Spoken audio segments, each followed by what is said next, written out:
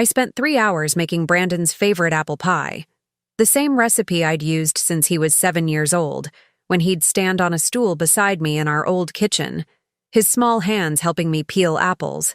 Granny Smith never read delicious. Before we continue, comment where you're watching from, and subscribe to the channel. We'd love to see how far our stories are reaching. He was particular about that even then. The crust turned out perfect. Golden brown, flaky edges.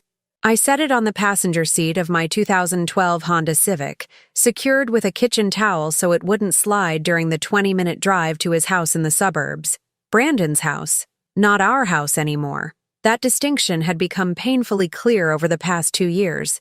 The invitation had come by text message. Mom, dinner Saturday at 6, Brandon's birthday. Casual. No phone call, no warmth, just 14 words from Heather, my daughter-in-law, who'd somehow become the gatekeeper between me and my only son. I arrived at 5:55 p.m., exactly 5 minutes early like I'd taught Brandon growing up. Punctuality showed respect. The house looked different. New landscaping, probably $8,000 worth based on the ornamental grasses and stone borders. The mailbox had been replaced too. Sleek black metal with "The Reynolds Family" in silver script. I rang the doorbell holding the pie. Waited. Through the frosted glass, I could see movement, hear voices, laughter. The door opened. Patricia. Heather stood there in cream-colored linen pants and a silk blouse. Her dark hair was pulled back in a way that made her cheekbones look sharper. She didn't smile. You're early. Just by a few minutes. I brought Brandon's favorite pie. She glanced at the dish in my hands like I was offering her a dead rodent. Oh, how sweet. We already have dessert, but I'm sure we can find somewhere to put that. She stepped aside. Not quite enough, so I had to turn sideways to enter. The house smelled wrong. Not like home. Like one of those expensive candles that cost $45 and smell like cashmere or driftwood. Abstract scents for people with too much money. I could smell my pie, though. Apples and cinnamon. A real smell that belonged in a real kitchen. Everyone's in the dining room, Heather said, already walking away. Her heels clicked on the hardwood floors. More renovations. These floors had been carpet last year. I followed her, my worn sneakers silent. The dining room table stretched long and dark. Cherry wood, probably. 8 chairs. Only 5 were occupied. Brandon sat at the head, scrolling through his phone. He looked up when I entered and smiled, but it didn't reach his eyes. Hey, Mom, happy birthday, sweetheart. I moved toward him, wanting to hug him, but Heather was suddenly there, taking the pie from my hands. Let me put this in the kitchen. Everyone. Patricia's here. Everyone. My sister Melissa sat to Brandon's right, her expression unreadable. Her husband Carl nodded at me. Tyler, my 16-year-old grandson, was absorbed in his phone. Kayla, 14, was braiding her hair. Neither looked up. Hi, Grandma, Tyler muttered, eyes still on his screen. I took the empty seat at the far end of the table, opposite Brandon, the farthest point from everyone. There was no place card, but somehow I knew this was my assigned spot. The table was set with dishes I didn't recognize. White porcelain with gold rims, probably wedding gifts from Heather's family. Heather returned without the pie. She sat next to Brandon, her hand immediately finding his forearm. Possessive, territorial. So, Patricia, Melissa said, her voice unnaturally bright. Still living in that little house on Maple Street? It's my home, yes. Must be getting expensive to maintain. All those repairs old houses need. She exchanged a glance with Heather. Something passed between them. Something planned. Brandon cleared his throat. Mom, actually, we've been meaning to talk to you about that. My stomach tightened. I gripped my napkin under the table. Your pension? Heather said smoothly. It's what, $1,800 a month? That can't be easy to live on, especially with property taxes going up. I felt my face grow hot. I manage fine. Do you, though? Melissa leaned forward. Carl and I worry about you. That house is too big for one person, and the neighborhood isn't what it used to be. It was the same neighborhood I'd raised Brandon in, the same streets where he'd learned to ride a bike, where he'd delivered newspapers to save for his first car. But I said nothing. Heather stood, graceful as a dancer, and began serving salad. Arugula and goat cheese. Nothing I would have chosen. Brandon and I have been thinking. You could use your pension more wisely. You don't need to waste it on bills and maintenance. It's not a waste. It's my life. Your life. Heather set a plate in front of me. A small portion, smaller than everyone else's. Patricia, let's be honest. How much longer can you keep this up? Brandon was staring at his plate. My son, who I'd held when he had nightmares at age 6, who I'd driven to baseball practice 3 times a week for 7 years, who I'd put through college by working double shifts at the school cafeteria. He wouldn't look at me. We have a proposal, Melissa said. She pulled a folded document from her purse. Legal-size paper. A living arrangement that makes sense for everyone. I didn't touch it. What kind of arrangement? Assisted living. Heather sat down, dabbing her lips with her napkin. There's a lovely facility in Columbus. Very affordable. $2,400 a month. But if you sell the house, that gives you a comfortable nest egg for years. I don't need assisted living. I'm 68 years old and in perfect health. For now. Melissa pushed the document closer. But what happens when you fall? When you can't manage stairs? You'd be a burden on Brandon and his family. The word hung in the air. Burden. Tyler looked up from his phone for the first time, his young face troubled. Grandma's not a burden. Tyler, adults are talking, Heather said sharply. I felt something crack inside my chest. These people I'd cooked for, bought Christmas gifts for, supported through every crisis. They'd gathered on my son's birthday to tell me I was a burden. Brandon finally spoke. Mom, it's just practical. The housing market is good right now. You could sell for $280,000, maybe more. After paying off your mortgage, you'd clear at least $190,000. He knew my numbers. He'd been researching, planning, and I suppose you'd help me find a buyer? My voice was steadier than I felt. Actually, Heather smiled. Carl is a real estate agent. He's already prepared a listing agreement. Very favorable commission rate, family discount. Of course Carl was involved. I looked at my sister. You knew about this. Melissa had the decency to look away. It's for your own good, Patricia. The main course arrived, chicken piccata. I recognized it from a cooking show Heather probably watched. She served everyone with practiced efficiency. My portion was again noticeably smaller. We ate in silence for a while. The chicken was dry, the capers were too salty, but I chewed and swallowed because that's what you do. You endure. I'm not selling my house, I said finally. Heather's fork paused midair. That's not really your decision anymore. Excuse me? You're not thinking clearly. Brandon has power of attorney. The room tilted. No, he doesn't. Brandon's face flushed red. Mom, you signed the papers last year, when you had that doctor's appointment. Remember? I remembered. He'd picked me up for a routine checkup. On the way home, he'd stopped at a coffee shop. Heather was there, coincidentally, with documents. Just a formality, she'd said, in case of emergency. I'd signed without my reading glasses, trusted my son. That was a healthcare power of attorney, I said slowly, for medical decisions. Was it? Heather's smile was sharp as a knife. Carl, didn't you witness those documents? Carl nodded. Durable power of attorney. Broad scope. I set down my fork. My hand was shaking. You lied to me. We protected you, Melissa said. From yourself. Brandon pushed his plate away. He looked sick, pale, but he didn't defend me. Didn't correct them. Just sat there like a coward while his wife and my sister dismantled my life. Use your miserable pension to survive, Brandon said suddenly, his voice hard. Not to annoy us with your stubbornness, you old hag. He reached into his pocket and pulled out a quarter, flipped it onto the table in front of me. It rolled, wobbled, fell flat.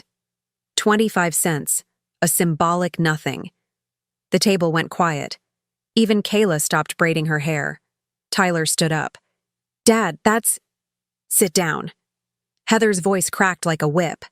I stared at the coin. A quarter. The same amount Brandon used to beg from me for candy when he was small. The same coin I'd given him countless times, smiling, telling him to save some for later. Brandon's phone rang. The sound was jarring in the silence. He glanced at the screen, and his face went completely white. The color drained so fast I thought he might faint. I need to take this. He stood abruptly, nearly knocking over his water glass. Excuse me. He walked quickly toward the hallway, phone pressed to his ear. Heather watched him go, her expression shifting from triumph to confusion. I picked up the quarter, held it between my fingers. The metal was warm from Brandon's pocket. I rested my chin on my hand and looked directly at Heather. My voice was calm, almost pleasant. Never underestimate the one who raised you. She stared at me. For the first time that evening, I saw uncertainty flicker across her face. From the hallway, I could hear Brandon's voice rising. What do you mean irregular? I don't. When? No, that's impossible.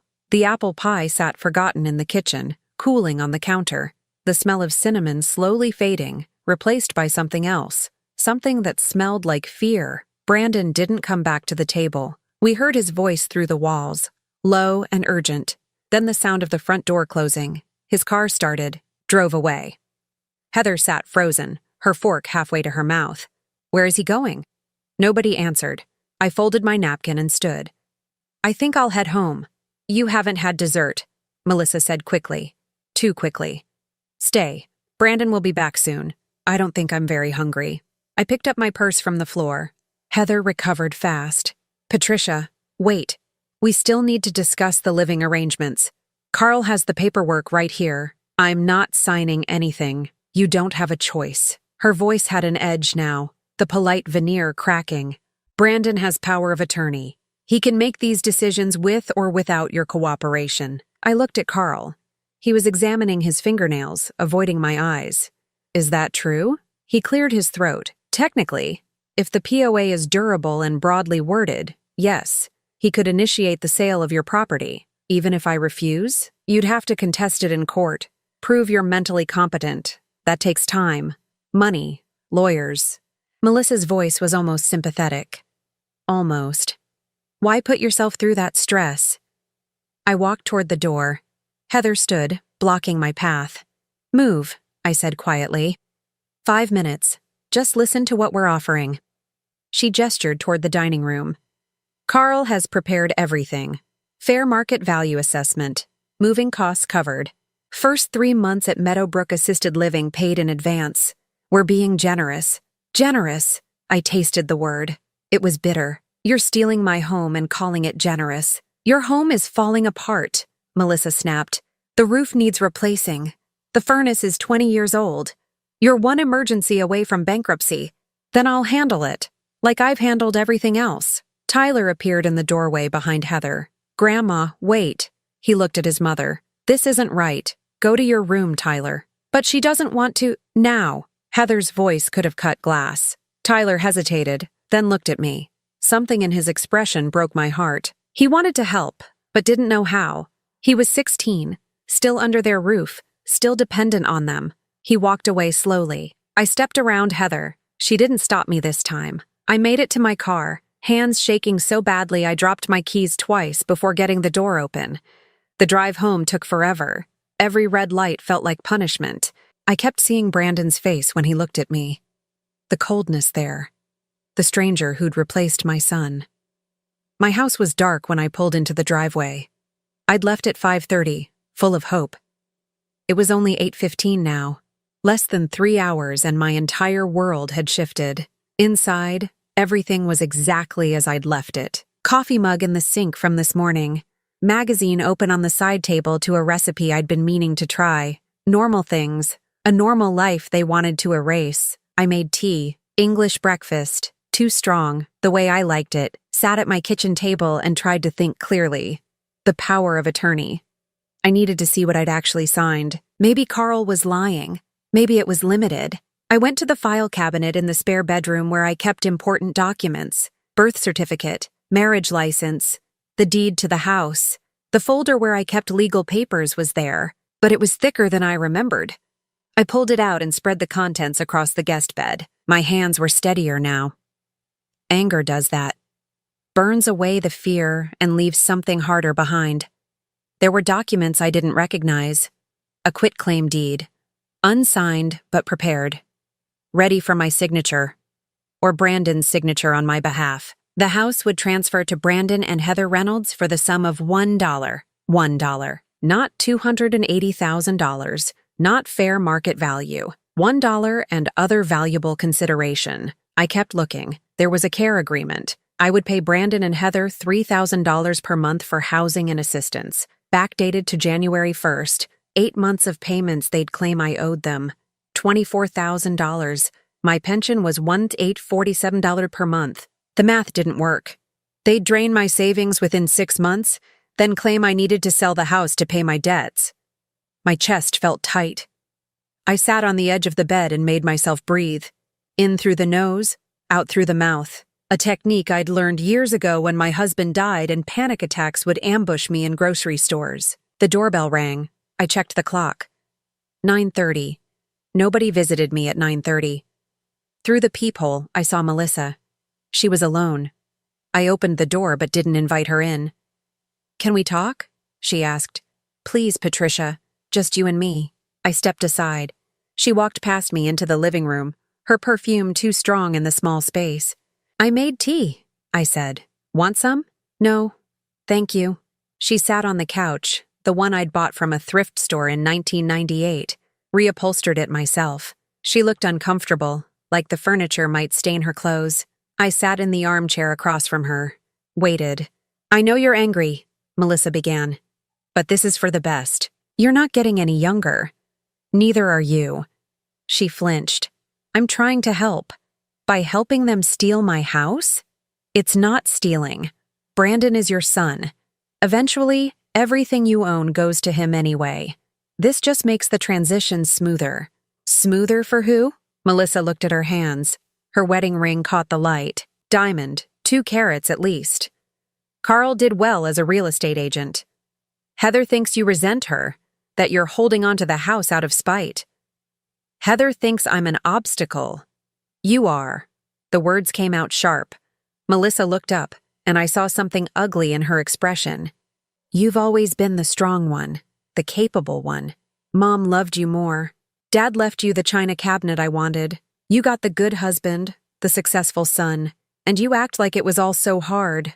Poor Patricia, working 2 jobs. Poor Patricia, widowed so young. But you know what? I was alone too. Carl barely speaks to me. My kids moved across the country the second they turned 18. I have nothing." The room was very quiet. "So you're helping them take my house because you're jealous?" "I'm helping them because they offered me $15,000. Agent's commission plus a bonus for facilitating the transition." She said it like she was confessing a crime. Maybe she was. I felt very tired suddenly. "Get out. Patricia, get out of my house." She stood, smoothing her skirt. "You'll sign eventually, or Brandon will sign for you. Either way, you're moving to Meadowbrook by Christmas." Heather already put down a deposit. After she left, I locked the door, put the chain on, checked all the windows. The house suddenly felt less safe, violated. I went back to the spare bedroom and looked at the documents again. There had to be something I could do, some loophole, some protection I'd forgotten. Under the quitclaim deed, I found another paper, a notarized statement, dated 3 months ago. It claimed I'd been diagnosed with early-stage dementia and required supervision for my own safety. I'd never been diagnosed with anything except high blood pressure, well controlled with medication. But the signature at the bottom was from Dr. Morrison, my primary care physician for 12 years. My phone rang. I jumped, heart hammering. The caller ID showed Brandon's number. I answered. "Hello, Mom." His voice was strange, tight. "We need to talk." "About the dementia diagnosis that doesn't exist?" Silence. Then, "How did you find those papers?" "They were in my house, in my file cabinet." "Did you put them there?" "Heather thought you should know what we were planning. She said it would make things easier if you understood it was inevitable." "Inevitable." I laughed. It sounded wrong, even to me. "Brandon, I raised you better than this. You raised me to be practical, to think ahead.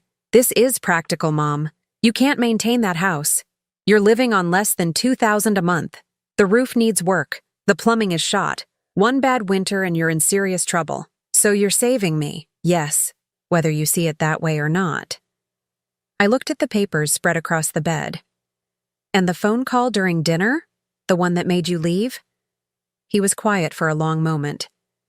"That's none of your business." Was it your lawyer?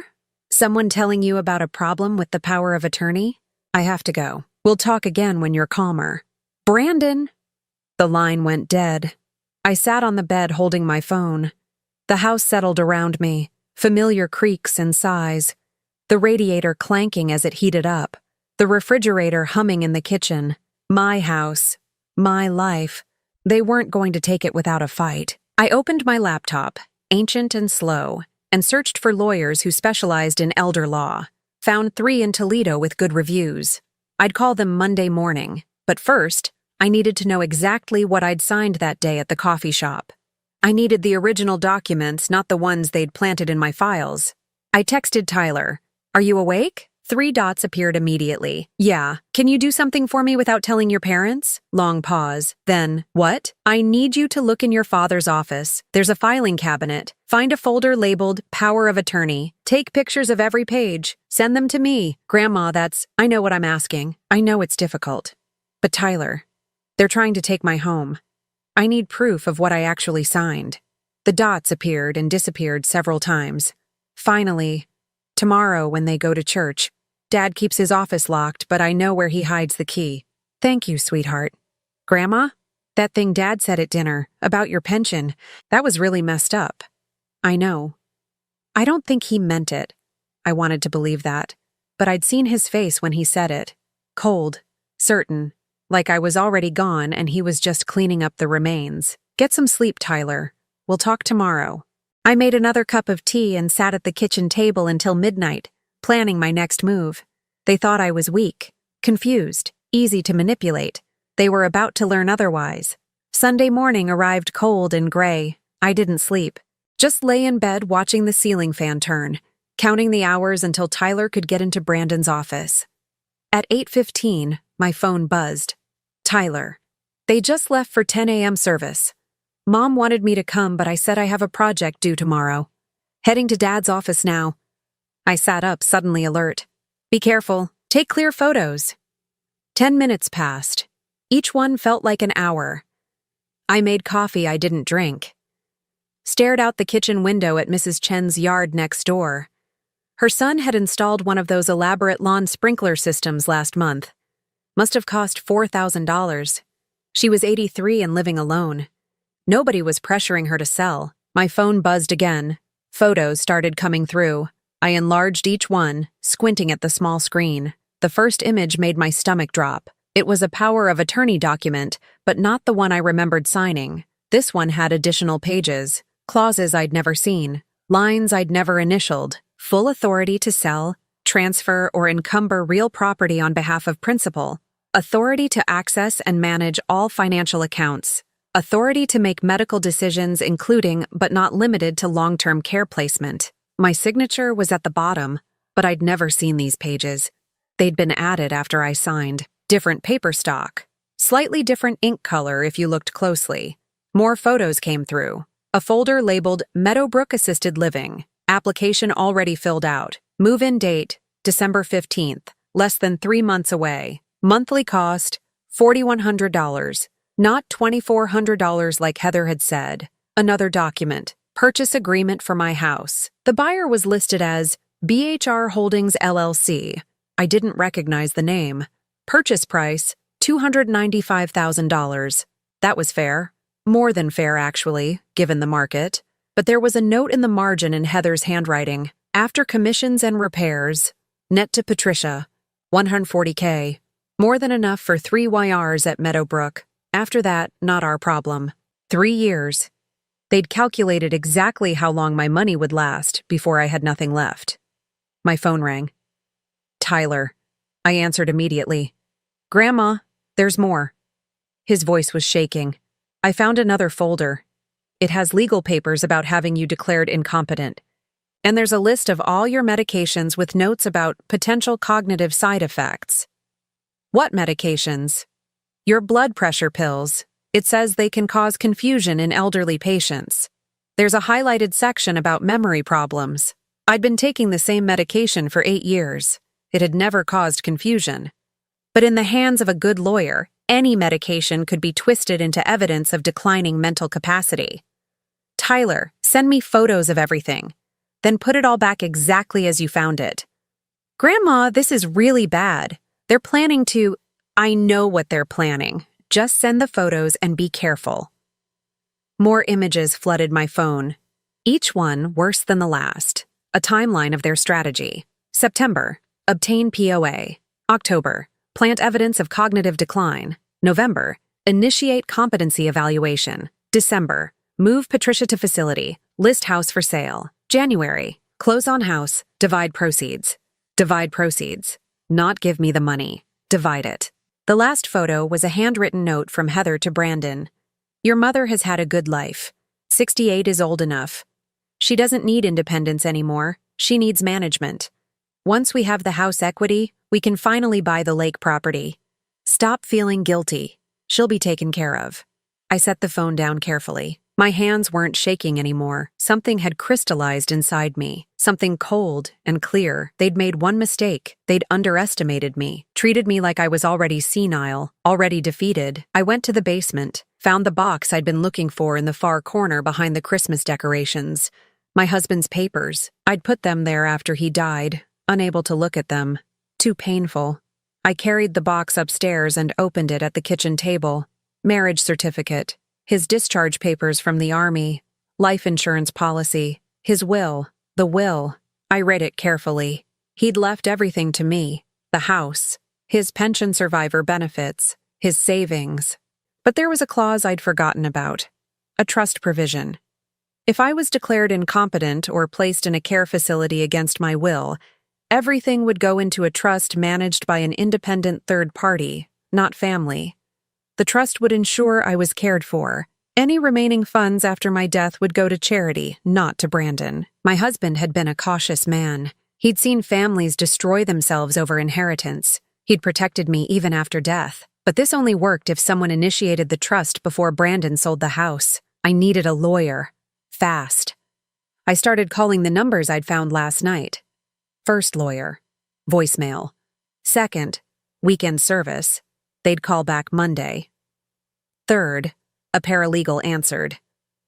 I need to speak with Attorney Morrison about elder abuse and power of attorney fraud. She's not available on Sundays, but I can schedule you for— This is an emergency. My son is attempting to fraudulently sell my house. I have evidence of forged documents. Pause. Hold, please. 2 minutes later, a woman's voice. This is Karen Morrison. You said something about forged POA documents? I explained everything. The dinner, the papers, the photos Tyler had sent. She listened without interrupting. Can you come to my office in an hour? I'm here finishing up paperwork. Bring every document you have. Yes, thank you. I gathered everything. The papers from my file cabinet. Printed out Tyler's photos. Found my husband's will. Put it all in a manila envelope. The doorbell rang as I was putting on my coat. I froze. Through the peephole, I saw Heather and Brandon. I didn't open the door. Mom, we know you're in there. Brandon's voice. Your car is in the driveway. I stayed silent. Patricia, open up. We need to talk about yesterday. Heather now. Her voice saccharine. We got off on the wrong foot.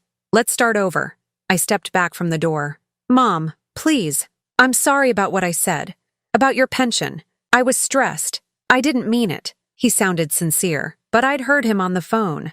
I'd seen Heather's note. 68 is old enough. We brought lunch, your favorite, Chinese from Golden Dragon, sweet and sour chicken. They were using my own preferences against me, treating me like a child who could be bribed with candy. The doorknob rattled. They were trying it. Thank God I'd put the chain on. Patricia, this is childish. Heather's voice had lost its sweetness. We have keys. Brandon grew up here. If you don't open this door, we're coming in. I've changed the locks, I called out. A lie, but they didn't know that. Silence. Then Brandon. Why would you change the locks? Ask Melissa. She told me about the $15,000. More silence. I heard them whispering. Couldn't make out the words, but the tone was angry. Mom, let's talk about this reasonably. Come out and we'll go somewhere neutral. A coffee shop. I have plans. What plans? None of their business. I checked my watch. I needed to leave for the lawyer's office in 20 minutes. I'm meeting with a friend. What friend? Heather's voice, sharp now. Suspicious. I didn't answer. They tried the door again. Harder this time. The chain held, but the frame creaked. If you don't open this door right now, we're calling the police for a wellness check. We'll tell them you're having a mental health crisis. My heart hammered. Would they really do that? Yes. Of course they would. I'll call them myself, I said. Tell them you're trying to force entry into my home. It's Brandon's childhood home. He has a right to check on his mother, not without my permission. I heard Brandon say something low, then footsteps retreating, a car door. They were leaving. I waited 5 minutes, looked through the peephole. The street was empty. Their car was gone, but I didn't trust it. I went out the back door, through the yard, and circled around to Mrs. Chen's house, knocked on her side door. She opened it, surprised. Patricia, everything okay? Can I borrow your car for an hour? Mine is acting up and I have an important appointment. She didn't hesitate. Of course. Keys are on the hook. 20 minutes later, I was sitting in Karen Morrison's office, documents spread across her desk. She read through everything with a practiced eye, made notes, asked questions. Finally, she looked up. This is worse than I thought. The POA has been altered. I can prove that in court. And this note about buying lake property once they have your house equity, that shows financial motivation for fraud. Can you stop them? Yes. We'll file for an emergency injunction tomorrow morning. Freeze all activity on the POA pending investigation. I'll also file a police report for forgery. What about the competency evaluation? We'll request an independent psychiatric evaluation. You'll pass. Then we'll have the POA declared void. She paused. Patricia, this is going to get ugly. Brandon will fight back. Are you prepared for that? I thought about the quarter he'd thrown at me. The coldness in his eyes. Heather's note. Yes. Good. I'll need a $5,000 retainer. I wrote the check. It took most of my savings, but it was worth it. As I drove back to my house in Mrs. Chen's car, my phone rang. Unknown number. Hello? Mrs. Reynolds? This is Detective Sarah Chen from Toledo PD. We received a concerning call about your welfare. Are you safe? My hands tightened on the steering wheel. They'd actually done it. Called the police. I'm perfectly safe, Detective. My son and daughter-in-law are attempting to steal my home. They're using false welfare concerns to harass me. I see. Are you willing to come to the station and make a statement? Yes. My lawyer will be with me. After I hung up, I felt something unexpected. Not fear, not anger, relief. Finally, someone official was paying attention. Finally, there would be a record. I returned Mrs. Chen's car and thanked her. Walked back to my own house through the yards. Inside, everything was exactly as I'd left it. But something felt different. The house didn't feel like a trap anymore. It felt like a fortress, and I was ready to defend it. Monday morning, 9 o'clock sharp, Karen Morrison filed the emergency injunction.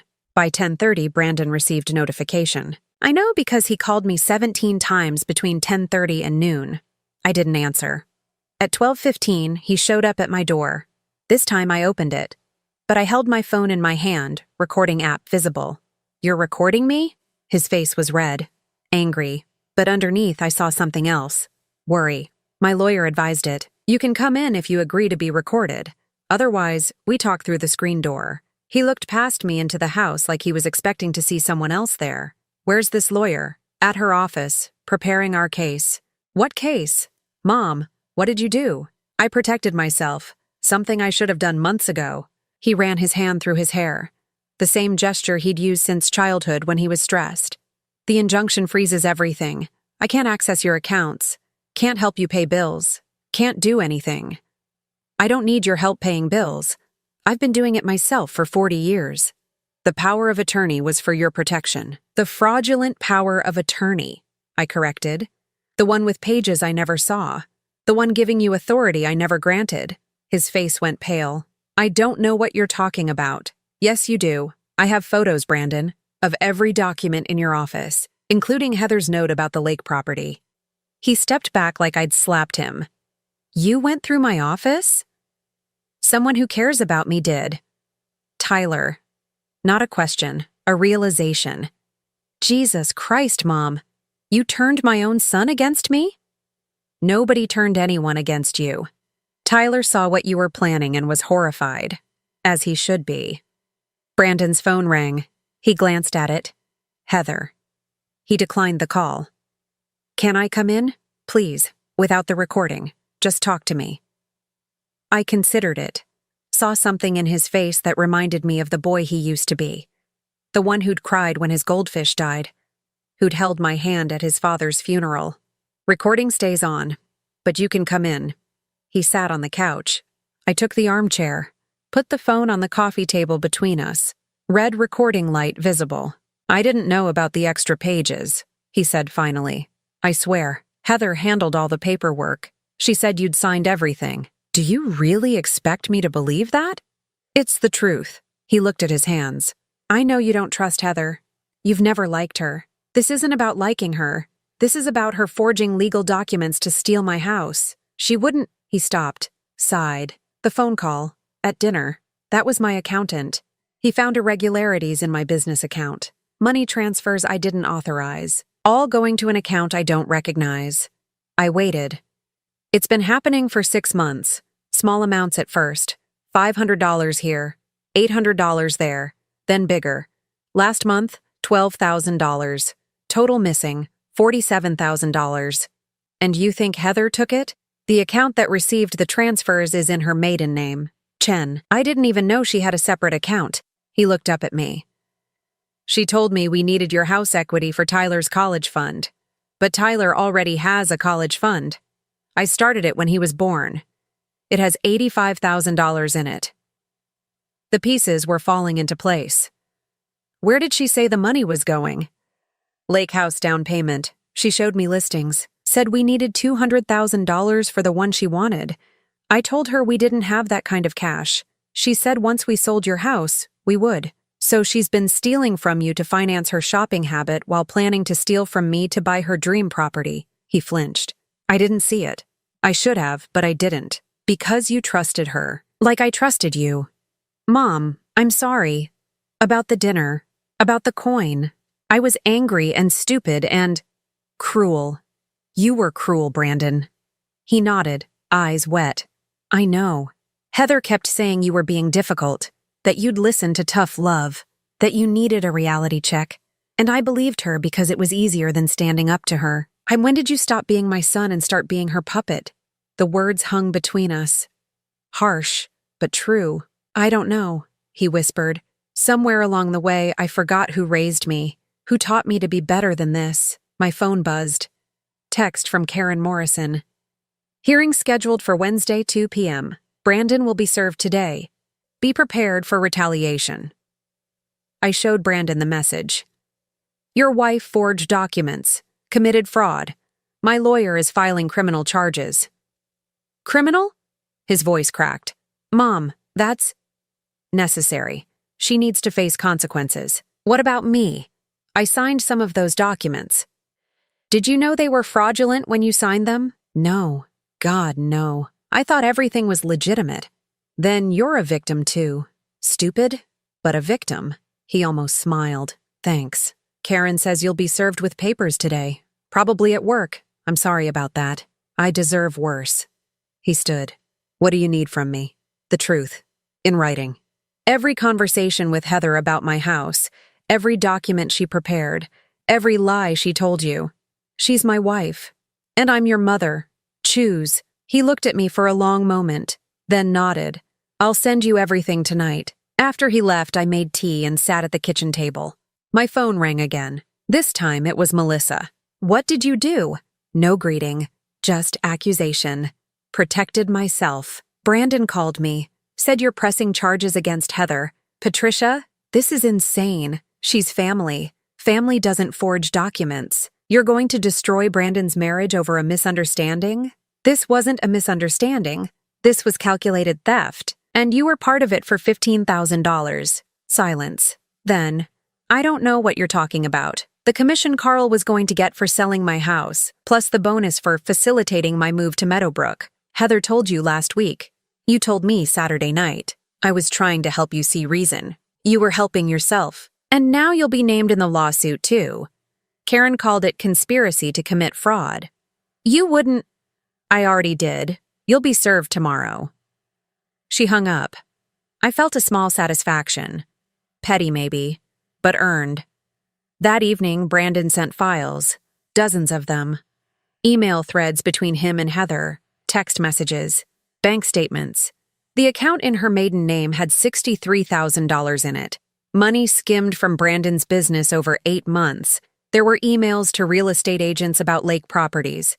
The cheapest one she'd inquired about was $450,000. She'd need my house, Brandon's stolen money, and probably a massive mortgage to afford it. But the worst was an email from Heather to someone named Richard Garrett, dated 3 weeks ago. The old woman is being difficult. Brandon is too soft. May need your help expediting the competency evaluation. Can you recommend a psychiatrist who understands what we need? Richard Garrett. I Googled the name.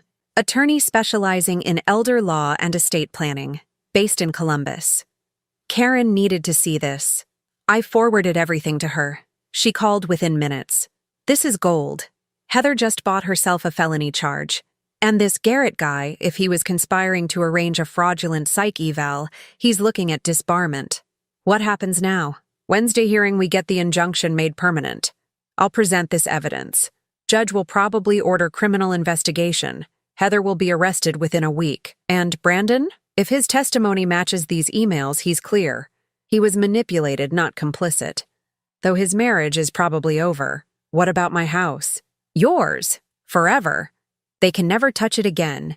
In fact, I'm going to recommend we add language to the court order specifically barring Heather, Melissa, and Carl from any involvement in your financial affairs. I should have felt victorious, but mostly I felt tired. Tuesday morning, I was weeding the flower bed when a car pulled up.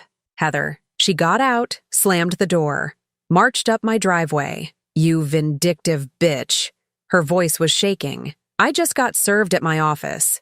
In front of my clients. I stood, brushed dirt off my knees. You committed fraud. What did you expect? I tried to help you. You're too senile to manage your own affairs. I'm lucid enough to know theft when I see it. She stepped closer. You're going to drop the charges. You're going to tell your lawyer this was all a big misunderstanding. No.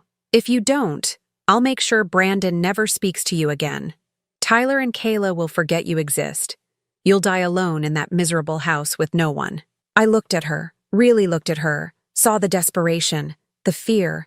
She'd built her entire future on my house, and now it was crumbling. Get off my property. This isn't over. Yes, it is. You're done, Heather. The police know. The court knows. Brandon knows. It's over. She opened her mouth to say something else, but her phone rang. She looked at the screen and her face went white. She answered. Hello? Yes, this is she. What? No, there must be some mistake. I'll call you back. She looked at me. My boss. Someone sent him copies of the court documents. I'm suspended pending investigation. Good. You did this. You ruined my life. You did this to yourself. She got back in her car, sat there for a moment. I thought she might cry, but she didn't. Just drove away. I went inside and washed my hands, made lunch, tuna sandwich and tomato soup, normal things. My phone buzzed. Tyler. Dad told me everything. I'm proud of you, Grandma. Also, Mom is freaking out. It's pretty bad here. Can I come stay with you for a few days? Of course. Bring whatever you need. An hour later, Tyler arrived with a duffel bag. We didn't talk much, just sat together watching TV like we used to when he was small. Around 6, Brandon called. Thank you for letting Tyler stay with you. And for everything else. I know you could have destroyed me too, but you didn't. You're my son. I'm angry, but I still love you. I don't deserve that. Probably not, but you'll earn it back. Eventually. Wednesday would bring the hearing, the final confrontation, but tonight I had my grandson with me. My house was secure. And for the first time in months, I felt like myself again. Strong, certain, unbreakable. The hearing was scheduled for 2 o'clock. Karen Morrison picked me up at 1:15. Tyler wanted to come, but I told him to stay home. Some things a 16-year-old shouldn't have to witness. The courthouse smelled like floor polish and anxiety. We sat on a wooden bench outside the courtroom. Brandon arrived at 1:40, alone. He nodded at me but didn't approach. His suit was wrinkled. He looked like he hadn't slept. At 1:50, Heather arrived with her own lawyer, a man in an expensive suit with silver hair.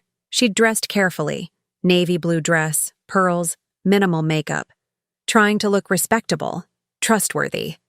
She saw me and her jaw tightened, but she didn't say anything, just sat on the opposite side of the hallway, whispering to her attorney. Melissa and Carl arrived last, looking miserable. Carl kept tugging at his collar. Melissa wouldn't meet my eyes. At 2 o'clock, the bailiff called us in. Case number 2024 CV 8847, Reynolds versus Reynolds. The courtroom was smaller than I expected. Judge Helena Martinez presided, a woman in her mid-50s with sharp eyes and no-nonsense expression. She read through the file while we settled into our seats. "This is a motion for emergency injunction regarding power of attorney and alleged fraud," she said. "Ms. Morrison, you're representing the plaintiff?" Karen stood. "Yes, Your Honor.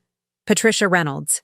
We're seeking to void a fraudulent power of attorney and prevent the forced sale of my client's home." "And the respondents?" Heather's lawyer stood. "David Parchman, Your Honor, representing Heather Reynolds. We maintain that Mrs. Reynolds is suffering from cognitive decline and the POA was properly executed for her protection." Judge Martinez looked at me. "Mrs. Reynolds, how old are you?" 68, Your Honor." "Do you understand why you're here today?" "Yes. My daughter-in-law forged documents to steal my house. I'm here to stop her." Heather's lawyer started to object, but the judge held up her hand. "We'll get to that. Ms. Morrison, present your evidence." Karen was thorough. She showed the original POA I'd signed, a simple healthcare directive. Then she showed the altered version with additional pages. Different paper, different ink. A forensic document examiner had confirmed they'd been added after my signature. She showed the emails between Heather and the attorney Richard Garrett, discussing a cooperative psychiatrist for competency evaluation. She showed Heather's bank account with $63,000 stolen from Brandon's business. She showed the note about buying lake property once they had my house equity. She showed the timeline they'd created. September through January. Each step planned. Each lie calculated. Judge Martinez's expression grew colder with each piece of evidence. When Karen finished, she looked at Parchman. "Your client has anything to say about this?" He stood, adjusted his tie. "Your Honor, Mrs. Heather Reynolds acted out of genuine concern for her mother-in-law's welfare. The additional clauses in the POA were necessary to ensure comprehensive care. As for the financial matters, those are separate issues related to a marital dispute, not relevant to this case." "Not relevant?" Judge Martinez picked up one of the documents. "Your client wrote, and I quote, 68 is old enough. She doesn't need independence anymore." That sounds less like concern and more like a plan to warehouse an inconvenient elderly woman. Parchman shifted. Those words were taken out of context. What context makes that acceptable? He had no answer. The judge turned to Brandon. "Mr. Reynolds, you're listed as the agent on this power of attorney. What's your testimony?" Brandon stood slowly. He looked at Heather. She was staring at him with an expression that was half pleading, half threatening. "Your Honor, I was deceived. My wife told me my mother had signed comprehensive POA documents. I never saw the original. She handled all the paperwork." His voice was steady but quiet. "I trusted her. That was my mistake." "Did you know about the stolen business funds?" "Not until 3 days ago." "Did you know about the plan to buy lake property with your mother's home equity?" "I knew we'd discussed buying a lake house someday. I didn't know it was contingent on selling my mother's home against her will." "Did you participate in planning to have your mother declared incompetent?" "No, Your Honor. I thought she was moving to assisted living voluntarily. My wife told me Mom had agreed." Heather's face flushed red. "That's a lie. He knew everything." Parchman put his hand on her arm. "Mrs. Reynolds, let me—" "No." She shook him off and stood. "He's trying to save himself by throwing me under the bus. We planned this together. He wanted his inheritance early. He's the one who said his mother was too old to manage property." Brandon turned to her. "I never said that. You said it constantly. Every time she called. Every time she needed something. She's such a burden. Why can't she just be reasonable? You wanted her gone as much as I did." The courtroom was silent. Judge Martinez looked at me. Mrs. Reynolds, did your son express these sentiments to you? I thought about the coin, the cold words at dinner, your miserable pension. But I also thought about the phone calls after, the apology, the evidence he'd sent. He said hurtful things once, I said carefully, but I believe his wife manipulated him into saying them. My son made mistakes, but he's not a thief. Heather laughed. Of course you defend him. You always do. That's why this was so easy. You're weak, both of you.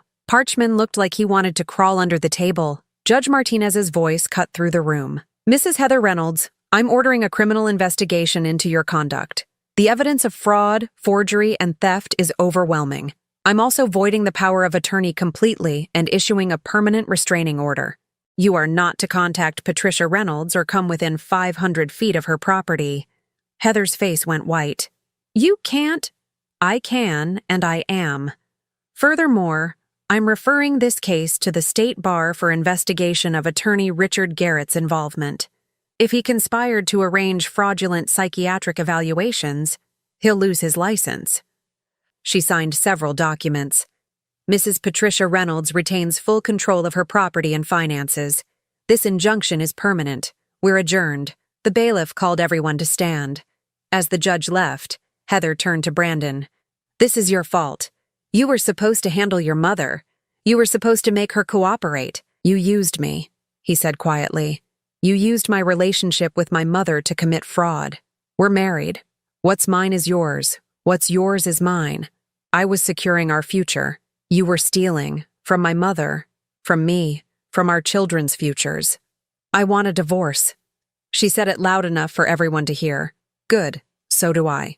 She grabbed her purse and walked out, heels clicking. Parchman followed, looking defeated. Carl and Melissa approached me. Carl spoke first. Patricia, I'm sorry. I got greedy. The commission was— Save it, Karen interrupted. My client isn't interested in apologies from co-conspirators. Expect to be deposed. They left quickly. Brandon stayed. We stood in the hallway as people filed past us. Thank you, he said, for not destroying me. You're my son. I don't deserve that loyalty. Probably not, but you have a chance now.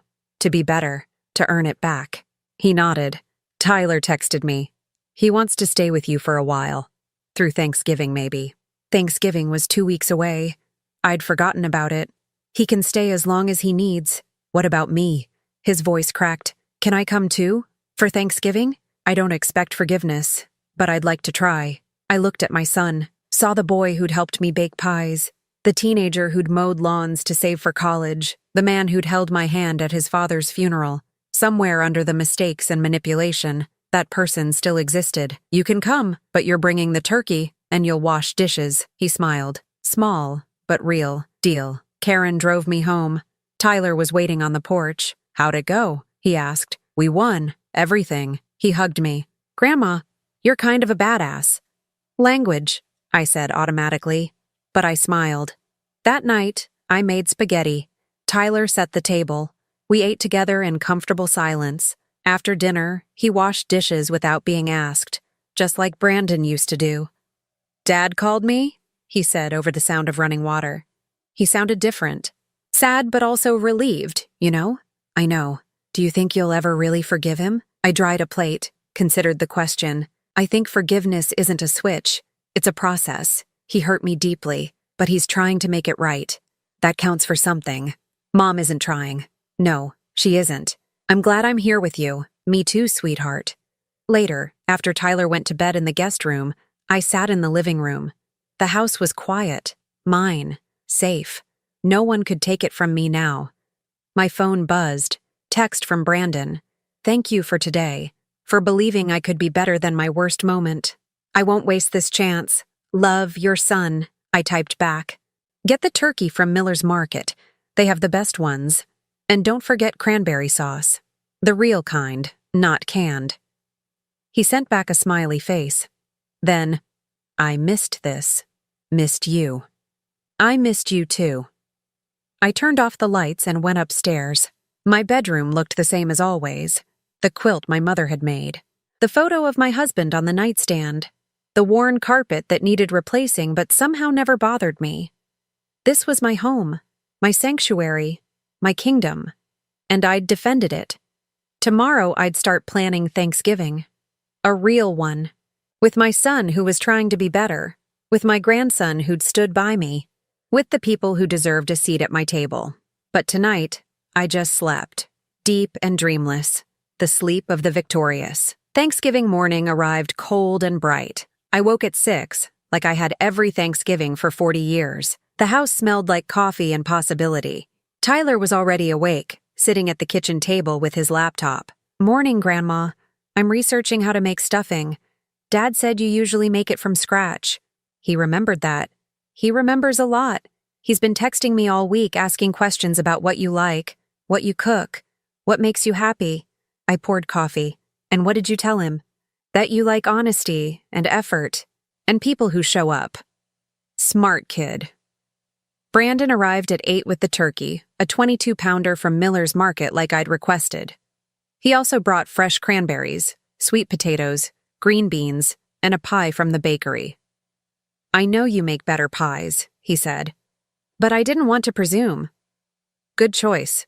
We worked together in the kitchen. Brandon peeled potatoes, Tyler chopped vegetables. I made stuffing and gravy. It felt strange at first, awkward, too many months of distance between us. But slowly, the rhythm came back. The easy movements of people who'd cooked together before. "Remember when I was 12, Brandon said, and I tried to make Thanksgiving dinner by myself as a surprise? You nearly burned down the kitchen." The turkey was raw in the middle. The potatoes were lumpy. The pie was somehow both burnt and frozen. Tyler laughed. "Seriously?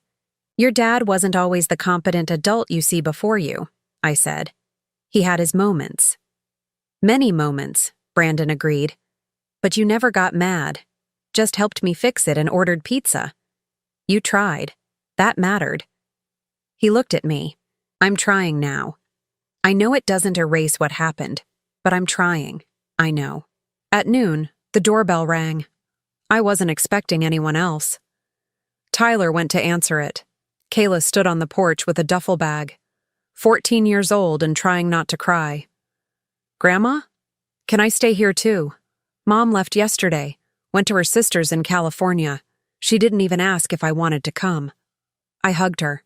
"Of course you can stay." She came inside wiping her eyes, saw the kitchen chaos. "Are you cooking Thanksgiving?" "We are. Want to help?" She nodded. I gave her the cranberry sauce to make. Simple but important. By 3 o'clock, the table was set.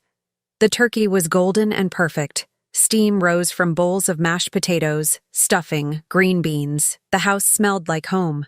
We sat down, me at the head of the table where I belonged, Brandon to my right, Tyler and Kayla across from each other.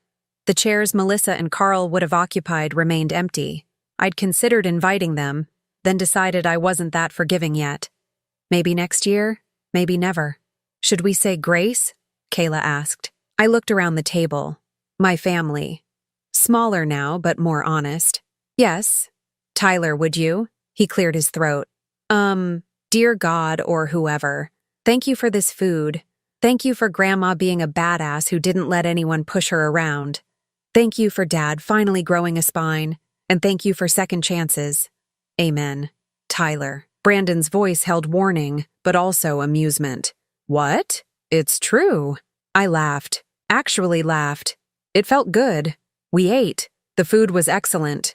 The conversation careful at first, then easier. We talked about school, about Tyler's college plans, about Kayla's art class, normal things, family things. After dinner, Brandon helped me clear the table. The kids went to the living room to watch football. "I heard from the prosecutor," he said quietly. "They're charging Heather with fraud, forgery, and embezzlement. If convicted, she's looking at 3 to 5 years. How do you feel about that? Relieved, guilty, angry, all of it." He rinsed a plate. "She called me last night, from California. Said this was all your fault, that you'd poisoned me against her. And?" I hung up. Then I blocked her number. Good. The divorce will be final in 6 months. She's not contesting it, probably because her lawyer told her it would look worse in the criminal trial. What about the money she stole? Prosecutor froze her accounts. I'll get most of it back eventually, and she's been fired from her job. Professional reputation destroyed. No design firm will touch her after this. Karma. Quiet and efficient. I'm selling the house, Brandon continued. Too many bad memories. Too big for just me and the kids half-time. I found a smaller place. 3 bedrooms. 10 minutes from here. You're staying in Toledo? If that's okay. I want the kids near you. And I want to be near you. To rebuild what I broke. I nodded. Couldn't speak for a moment. That's okay. That evening, after the kids went to bed, Brandon and I sat in the living room. The house was quiet, comfortable. I've been seeing a therapist, he said, twice a week. She says I have codependency issues, that I let Heather control me because it was easier than setting boundaries. Do you agree? Yeah, I do. He looked at the photo of his father on the mantel. Dad would be ashamed of me, of what I let happen. Your father made mistakes too. He wasn't perfect. He never would have let someone hurt you like this. No, but he also wouldn't want you to spend forever punishing yourself. He'd want you to learn, to be better. I'm trying, Mom. I swear I'm trying. I know, sweetheart. I see it. He left around 9, hugged me at the door. Thank you. For today. For everything. Happy Thanksgiving, Brandon. Happy Thanksgiving, Mom. After he left, I walked through the house. My house. Every room familiar. Every corner filled with memories. Some painful now, but most good. I went to the drawer where I'd kept the quarter Brandon had thrown at me. I'd saved it. Not sure why. Maybe as a reminder. Maybe as evidence of how low we'd fallen. I took it outside. Stood in the driveway under the November stars. Threw the quarter as hard as I could. Watched it disappear into the darkness. I didn't need reminders of pain anymore. 2 weeks later, I got a letter from the prosecutor's office. Heather had accepted a plea deal. 2 years in prison, 5 years probation, restitution of $63,000 to Brandon plus $25,000 to me for emotional distress and legal fees. Melissa and Carl avoided prosecution by cooperating with the investigation, but Carl lost his real estate license. Their involvement was public record now. Everyone knew. I saw Melissa once at the grocery store. She was in the produce section, examining apples. She saw me and froze. I walked over, picked up a bag of Granny Smith's, stood next to her. Patricia. I'm not interested in apologies, I said, or explanations, or reconciliation. We're family. Family doesn't sell each other out for $15,000. I was desperate. Carl's business was failing. We needed, I don't care what you needed. You chose wrong. You live with that. I walked away. She didn't follow. Christmas came. Brandon, Tyler, and Kayla spent it at my house. We decorated the tree together, baked cookies, watched old movies, simple things, best things. Brandon gave me a gift, a new deed to the house, not a transfer, an addendum. It stated that upon my death, the house would go to Tyler and Kayla equally, not to Brandon. He'd removed himself from inheritance. I don't want you to ever worry again, he said, that someone might try to take this from you. It's yours until you decide otherwise. And then it goes to people I trust to respect your wishes. I cried, not sad tears, grateful ones. Tyler gave me a framed photo. The 3 of them, Brandon, Tyler, and Kayla, standing in front of my house. On the back, he'd written, "Home is where you fight for the people you love. Thank you for fighting for us. Love, Tyler." Kayla gave me a painting she'd done in art class, my house in watercolors, purple flowers in the garden, light glowing from the windows. It was beautiful. I called it Grandma's Fortress, she said, because that's what it is. Your safe place, where you won. I hung it in the living room, above the mantel, where everyone could see it. New Year's Eve, I sat alone at midnight. By choice this time. Brandon had invited me to his new house for a party, but I wanted to be here, in my space, my sanctuary. I thought about the past year, the betrayals, the fear, the fight, the victory. I thought about who I'd been at the start of it. A woman who made apple pies and trusted too easily, who loved her family without question, who thought loyalty was automatic. I was different now, harder in some ways, but also clearer. I knew what I deserved. I knew what I wouldn't tolerate. And I knew that sometimes the people you love most can hurt you worst. But some of them, if they're willing to do the work, can come back, can be better, can earn their place at your table again. My phone buzzed at 12:01. Text from Brandon. "Happy New Year, Mom. Thank you for not giving up on me." I typed back. "Happy New Year. Keep being the man I raised you to be." From Tyler. "Love you, Grandma. You're the toughest person I know." From Kayla. "Happy New Year. I'm glad I'm staying with you and not Mom. You're the best." I smiled, set the phone down, looked around my living room. Mine, all mine, safe and secure. I'd fought for this, bled for this, won this, and nobody would ever take it from me again. I raised my glass of sparkling cider to the empty room, to myself, to survival, to victory.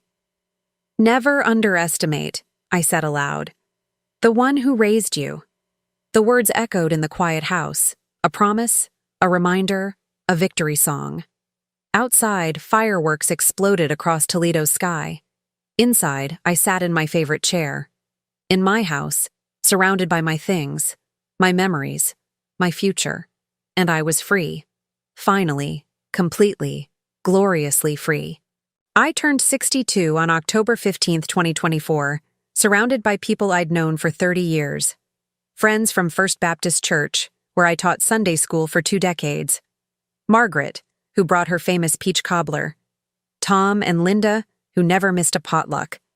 Reverend Patterson, who married me and my late husband 41 years ago.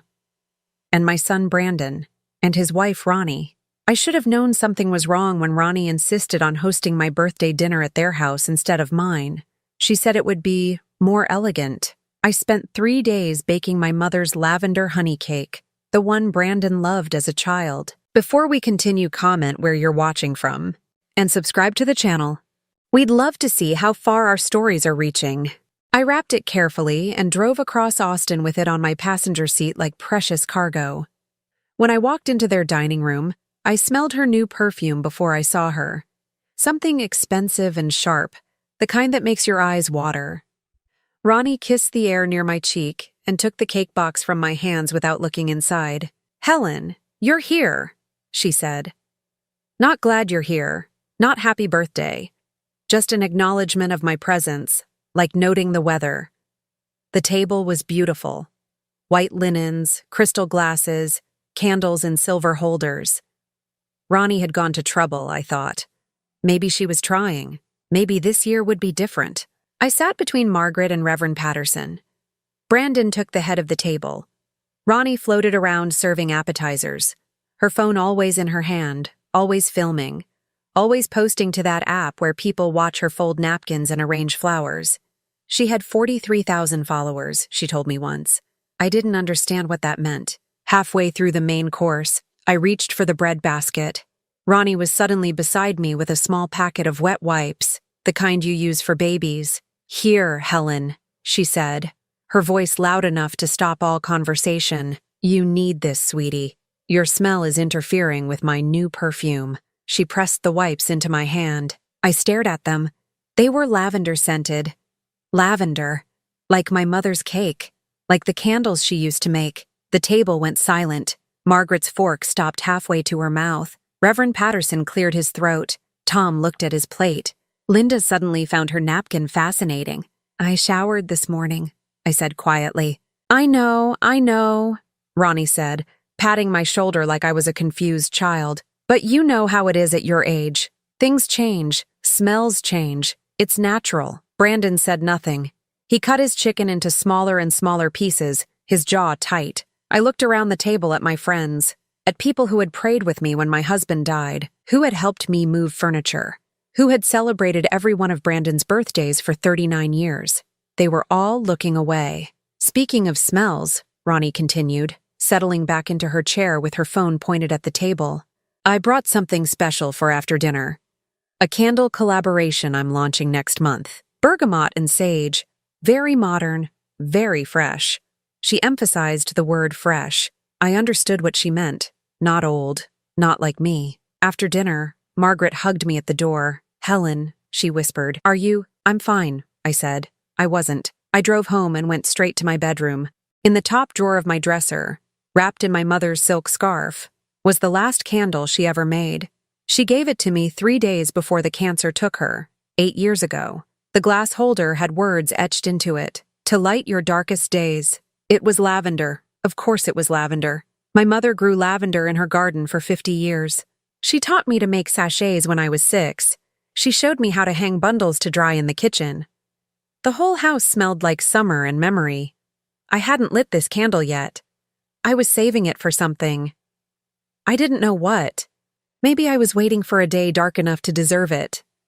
I set it on my kitchen table and stared at it for an hour. Then I went to my closet and found the box where I kept Brandon's childhood things. School drawings, report cards, a Mother's Day card from 3rd grade that said, "You're the best mom in the universe" in crayon. At the bottom of the box was a photograph from June, 4 months ago. Brandon and Ronnie standing in their living room next to my piano, my mother's piano, the one she taught me to play when I was 16, the one I played at her funeral, the one I sold for $4,800 to buy Ronnie a professional camera for her content creation. In the photo, Ronnie was holding the camera, smiling. Brandon had his arm around her. Neither of them was looking at me. I was the one taking the picture. I put everything back in the box except the photograph. That one I left on the table next to the candle. My phone buzzed. A text from Brandon. Mom, Ronnie didn't mean anything by it. She's just particular about scents. Particular about scents. That's what we were calling it. I typed back, I understand. I didn't send it. Instead, I deleted it and wrote, thank you for dinner. 3 dots appeared, then disappeared, then appeared again. Finally, you're welcome. Love you. Love you. 2 words that used to mean everything. Now they felt like an apology for something he wouldn't name. I sat at my kitchen table until midnight, staring at my mother's candle. The matchbox was right there. I picked it up 3 times. 3 times I set it back down. The 4th time I struck a match. The flame caught. Lavender and memory filled my kitchen. I watched it burn, thinking about Ronnie's wet wipes, about my friend's silence, about Brandon cutting his chicken into pieces so small they disappeared. I thought about the smell of old ladies, about what that means, about women who outlive their usefulness, their beauty, their right to take up space, about how we become inconvenient, how we become ghosts in our children's houses. The candle burned steady and bright. Something was about to disappear, and it wasn't going to be me. 3 weeks after my birthday, I went to Brandon's house to return a casserole dish. He'd texted that morning asking if I could water their plants while they visited Ronnie's parents in Dallas for the weekend. I said yes. I always said yes. I used the spare key they'd given me 2 years ago, back when Brandon still called me twice a week instead of twice a month. The house smelled like Ronnie's perfume and something else, something chemical and new. Paint, maybe, or varnish. I watered the fiddle leaf fig in the living room and the succulents on the kitchen windowsill. I was putting the watering can back under the sink when I noticed Brandon's office door was open. He always kept it closed, always locked. I shouldn't have gone in. I know that. But something pulled me forward. Maybe it was the smell. Maybe it was the memory of Ronnie's wet wipes. Maybe it was the way Brandon had looked at his plate instead of at me when his wife humiliated me in front of my oldest friends. His desk was neat. Too neat, like someone had cleaned it recently, but the filing cabinet beside it was slightly open, a corner of paper sticking out of the second drawer. I pulled the drawer open. Architectural plans, full-color renderings. My house, my mother's house, the house where I'd lived for 37 years, demolished, gone. In its place, a modern 2-story with clean lines and enormous windows, the kind of house Ronnie posted about on her phone, calling them dream spaces and aspirational living. I spread the plans across Brandon's desk with shaking hands. There were notes in the margins. Ronnie's handwriting. I recognized the loops of her R's, the way she dotted her I's with little circles. Master suite with walk-in closet. 800 SQFT. Media room. Brandon's office. Guest suite. Pool. Outdoor kitchen. Fire pit. And at the bottom, in Brandon's handwriting, demo scheduled for March 2025. Mom signs transfer in January. January, 3 months away. I was still staring at the plans when I heard a car door slam outside. I shoved everything back into the drawer and ran to the kitchen, my heart hammering against my ribs. False alarm. The neighbor's teenager getting home from school. I left without finishing the plants. I left without locking the door. I drove home and sat in my driveway for 20 minutes before I could make my hands stop shaking enough to turn off the engine. That night, I couldn't sleep. I kept seeing those plans, kept reading Ronnie's notes. Aspirational living, as if my life, my home, my existence was something to aspire away from. At 2 a.m, I got up and made coffee. While it brewed, I opened my laptop and searched for my bank's website. I couldn't remember the last time I'd checked my account online. Maybe 6 months ago, maybe longer. I'd always preferred going to the branch, talking to real people, getting paper statements I could hold in my hands. I logged in, clicked on my retirement account, the one I'd been building since I started teaching at age 22. 40 years of saving, 5% of every paycheck, every year, even the lean years after my husband died, even the years when Brandon needed help with Marcus's daycare, even the years when I wore the same winter coat for a decade because new ones were expensive. The balance loaded. 87. 32. I stared at the screen, refreshed it, stared again. 87. 32. That couldn't be right.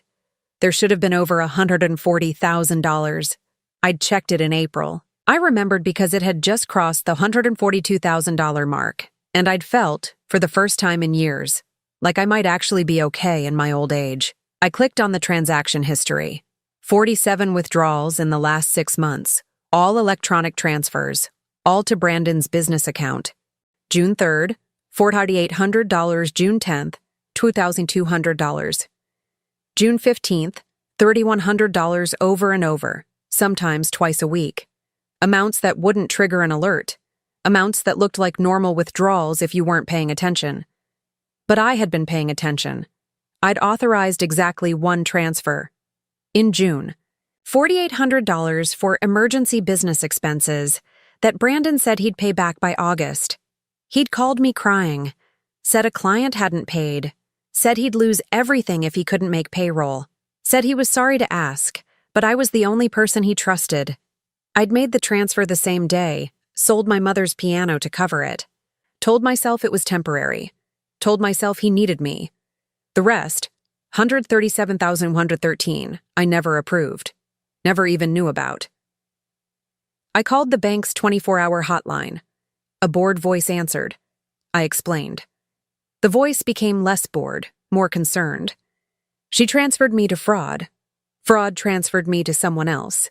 That someone else said they'd open an investigation, but it could take weeks, maybe months. She said I should come into my local branch when they opened at 9. At 8:30, I was parked outside First Community Bank. At 9, Jessica Martinez unlocked the doors.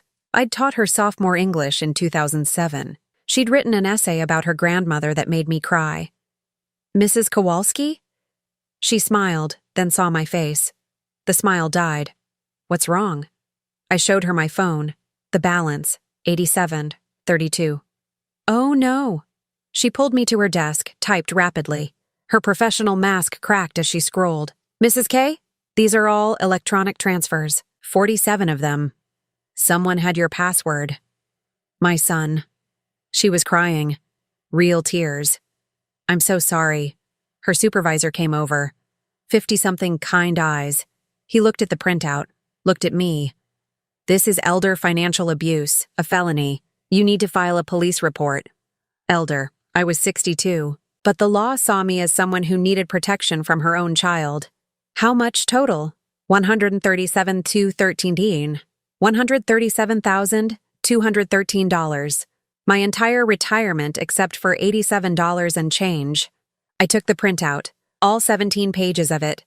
Jessica tried to give me a bottle of water, but I shook my head. I walked to my car very carefully, like I was carrying something fragile that might shatter. I didn't go home. I drove to the big grocery store on the other side of town.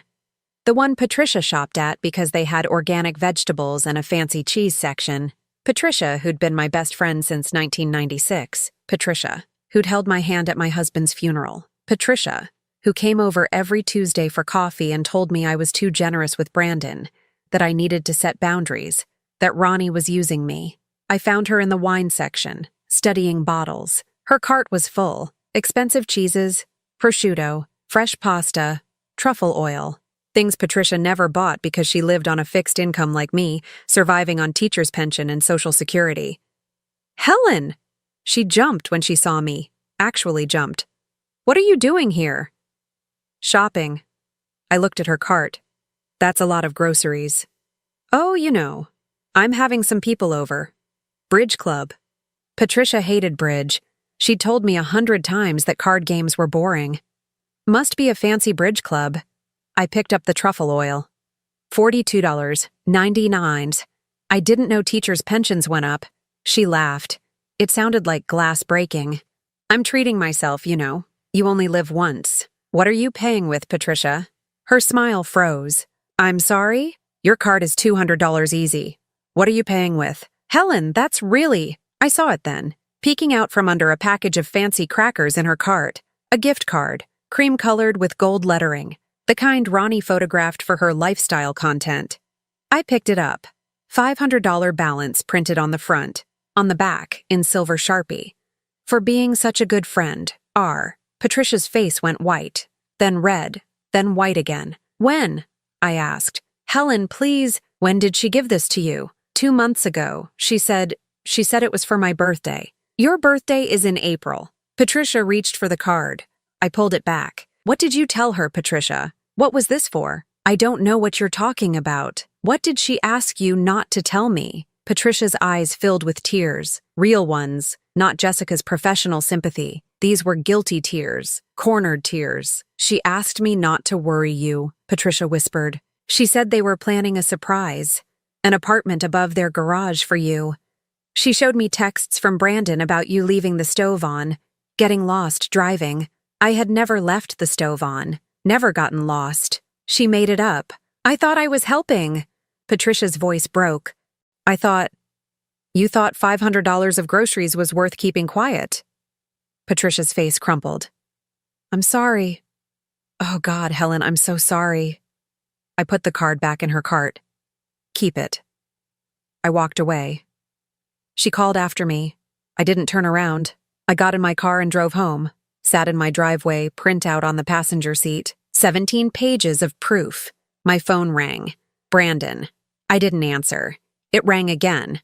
I turned it off. Inside, I pulled down the box of Brandon's childhood things. Report cards, drawings, photos, Mother's Day cards, a clay handprint from first grade.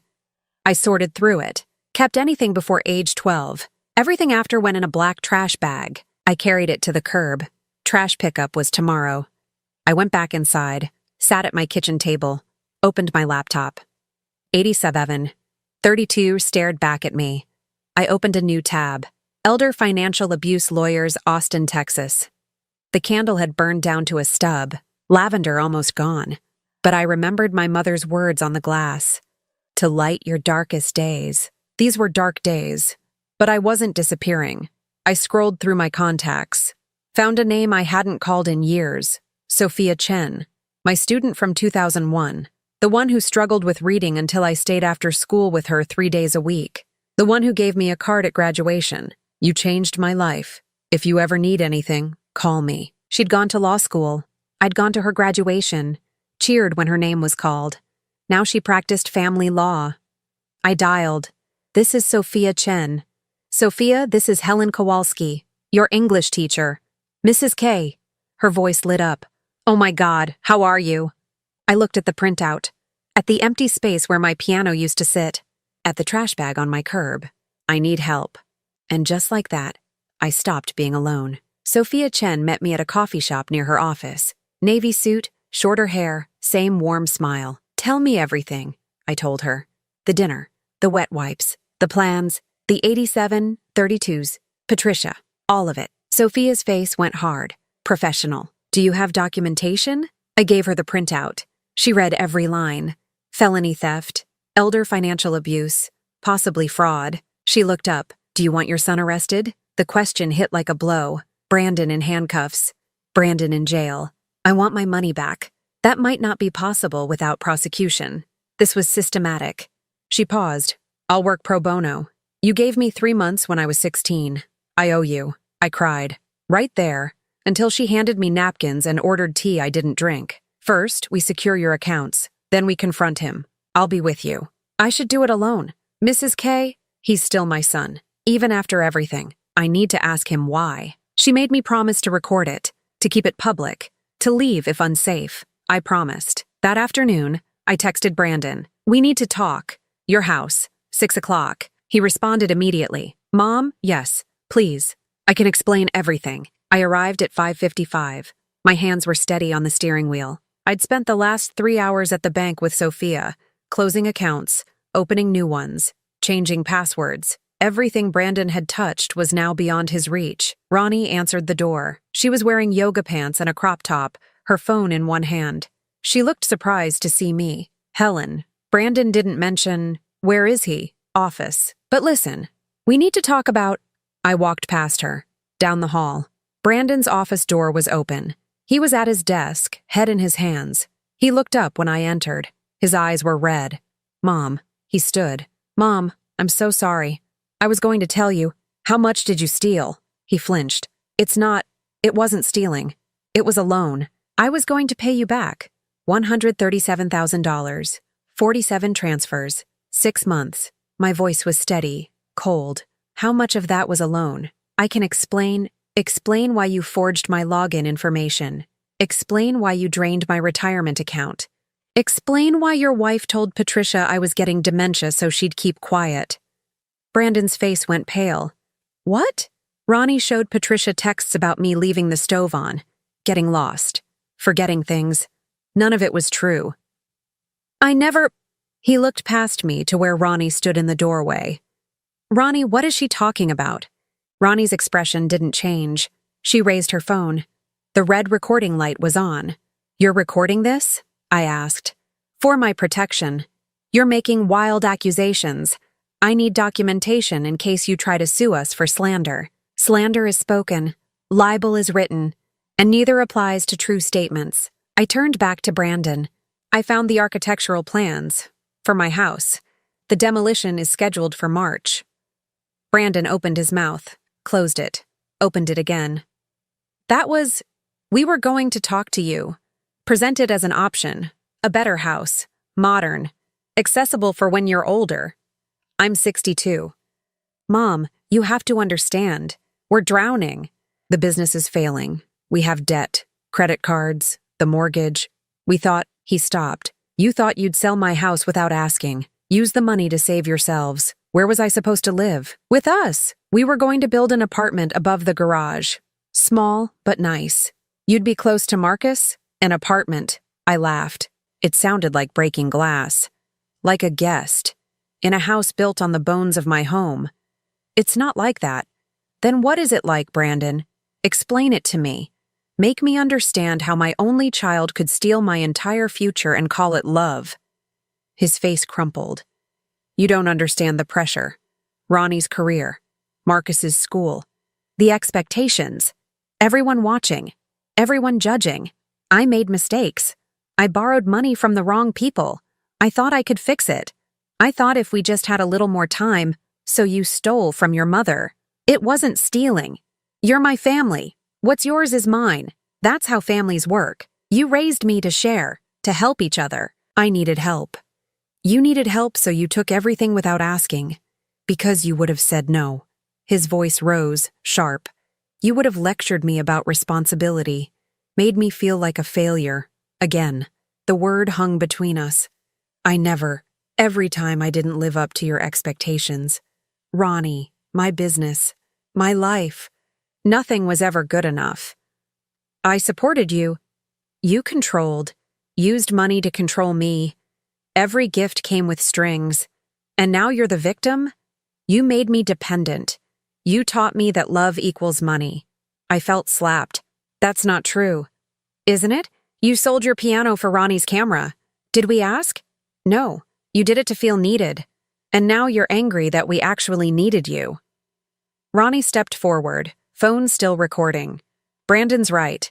You've been smothering him for years, guilting him, making him feel obligated. This isn't theft. This is him taking back what you owe him for 39 years of emotional manipulation. Get out, Brandon said. I stared at him. What? Get out of my house. I don't want to see you right now. I can't. His voice broke. I can't deal with this. With you. Just leave. I wanted to say something. Anything. But my throat had closed. I turned and walked out. Past Ronnie with her recording phone. Down the hall. Out the front door. I sat in my car for 10 minutes, hands shaking. When I got home, there was a car in my driveway. A teenage boy on my porch steps. Marcus, my grandson. Taller. Thinner. His face red from crying. Grandma, I need to talk to you. Inside, he sat at my kitchen table like he used to when I'd make dinosaur pancakes. I know what they did, he said. Marcus, I know about the money, the house, everything. He pulled something from his backpack. A pink notebook with gold lettering.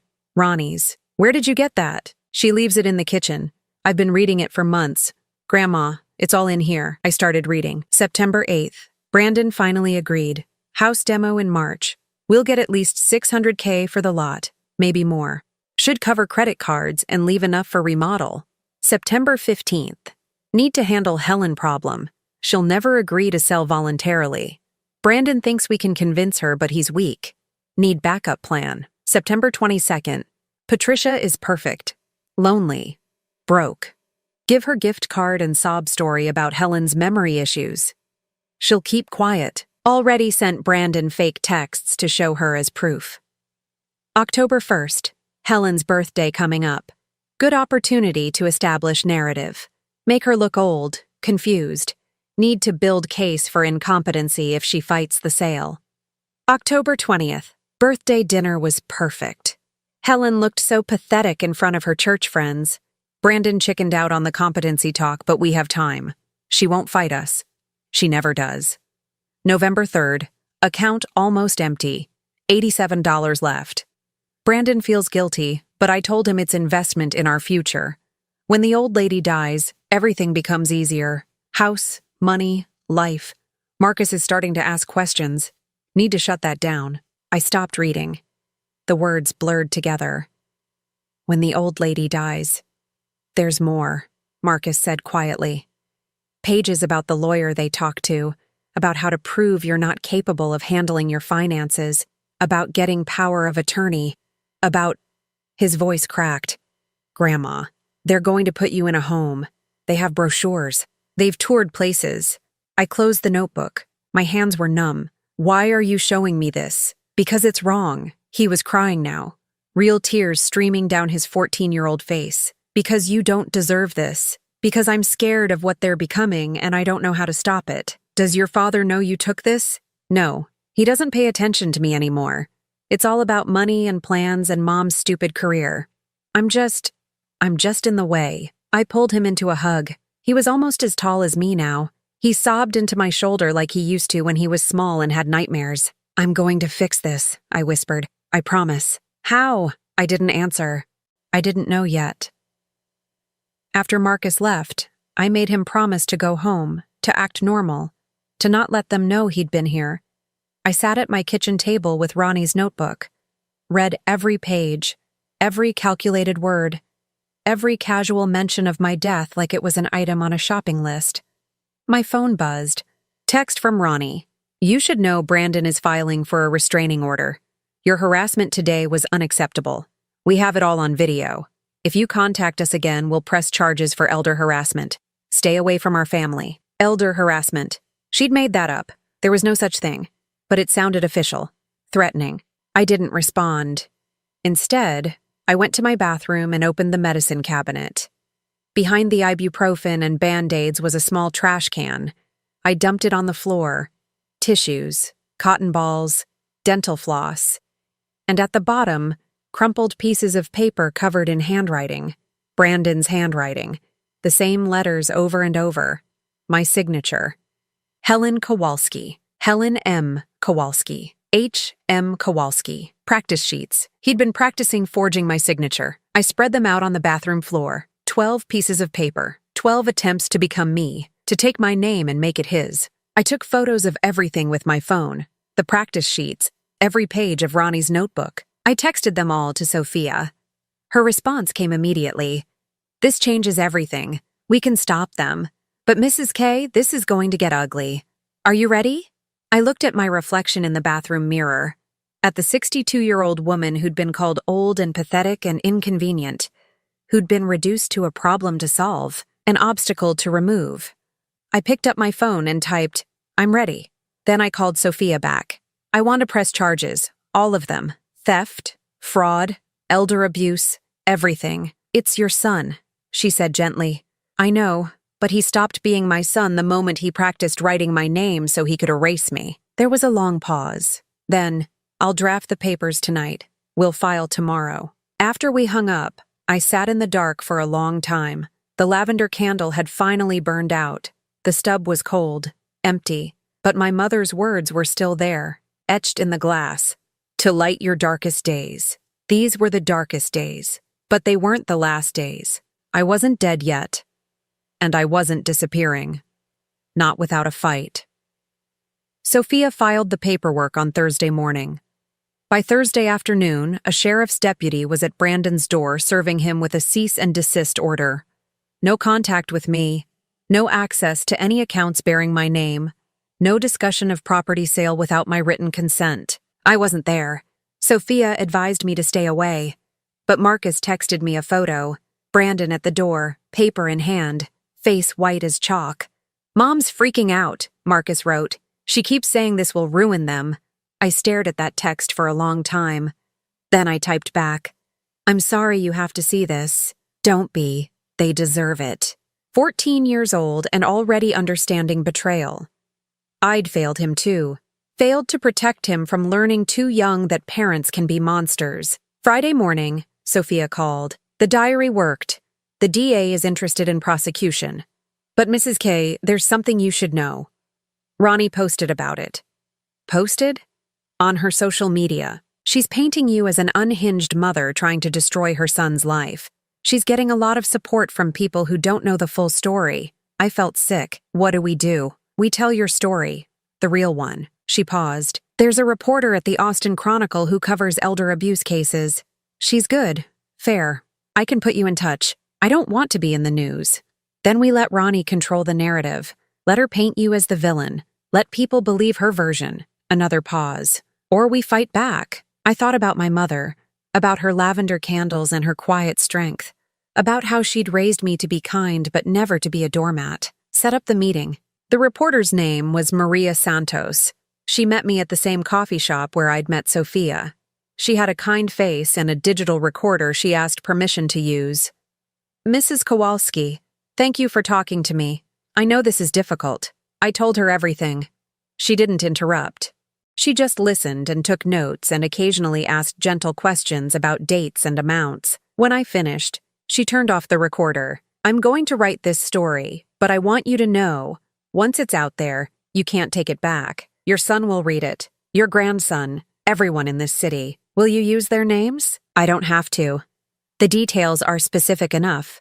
People who know you will know who it's about. But legally, I can avoid naming them directly. Do it. The article ran Sunday morning. Front page, The Price of Family, one woman's story of financial abuse. It was fair, factual. Changed their names but included everything. The birthday dinner, the stolen savings, the plans, excerpts from Ronnie's diary. Anyone who knew us would recognize it. My phone exploded. Margaret from church, Tom and Linda, Reverend Patterson, former students, fellow teachers, all apologizing, all offering support. Then at 2 p.m., a call from a number I didn't recognize. Mrs. Kowalski, this is David Chen. I'm one of Brandon's clients. I just read the article. I'm pulling my accounts, all of them. I have 3 kids. I can't trust Brandon with my family's money after what he did to his own mother, Mr. Chen. I'm not trying to. You didn't destroy his business. He did. Ma'am, I hope you get justice. He hung up. The phone rang again. Another client, then another. By 5 p.m., Sophia called. Brandon's business is imploding. 6 clients pulled out today. His partners are calling for his resignation. I didn't want to destroy him. You didn't. He destroyed himself. You just stopped protecting him from consequences. Monday morning, I drove to Lincoln High, where I'd taught for 35 years. I had an appointment with James Morrison, the current principal. He'd been my student teacher in 2005. Helen, he hugged me. I read the article. I'm so sorry. That's not why I'm here. I pulled out a folder. I want to establish a scholarship for students in crisis. I have $87 left in retirement, but I have this house. When I die, I want it to become something good, a trust, scholarships. James's eyes filled. You're changing your will. I already did. Everything goes to the scholarship fund. Brandon gets nothing. He's your son. He was my son. When we finished, James walked me to my car. That's when I saw Brandon, standing by my driver's door. Suit wrinkled, eyes hollow. He looked like he hadn't slept in days. Mom, please, I need to talk to you. James stepped between us.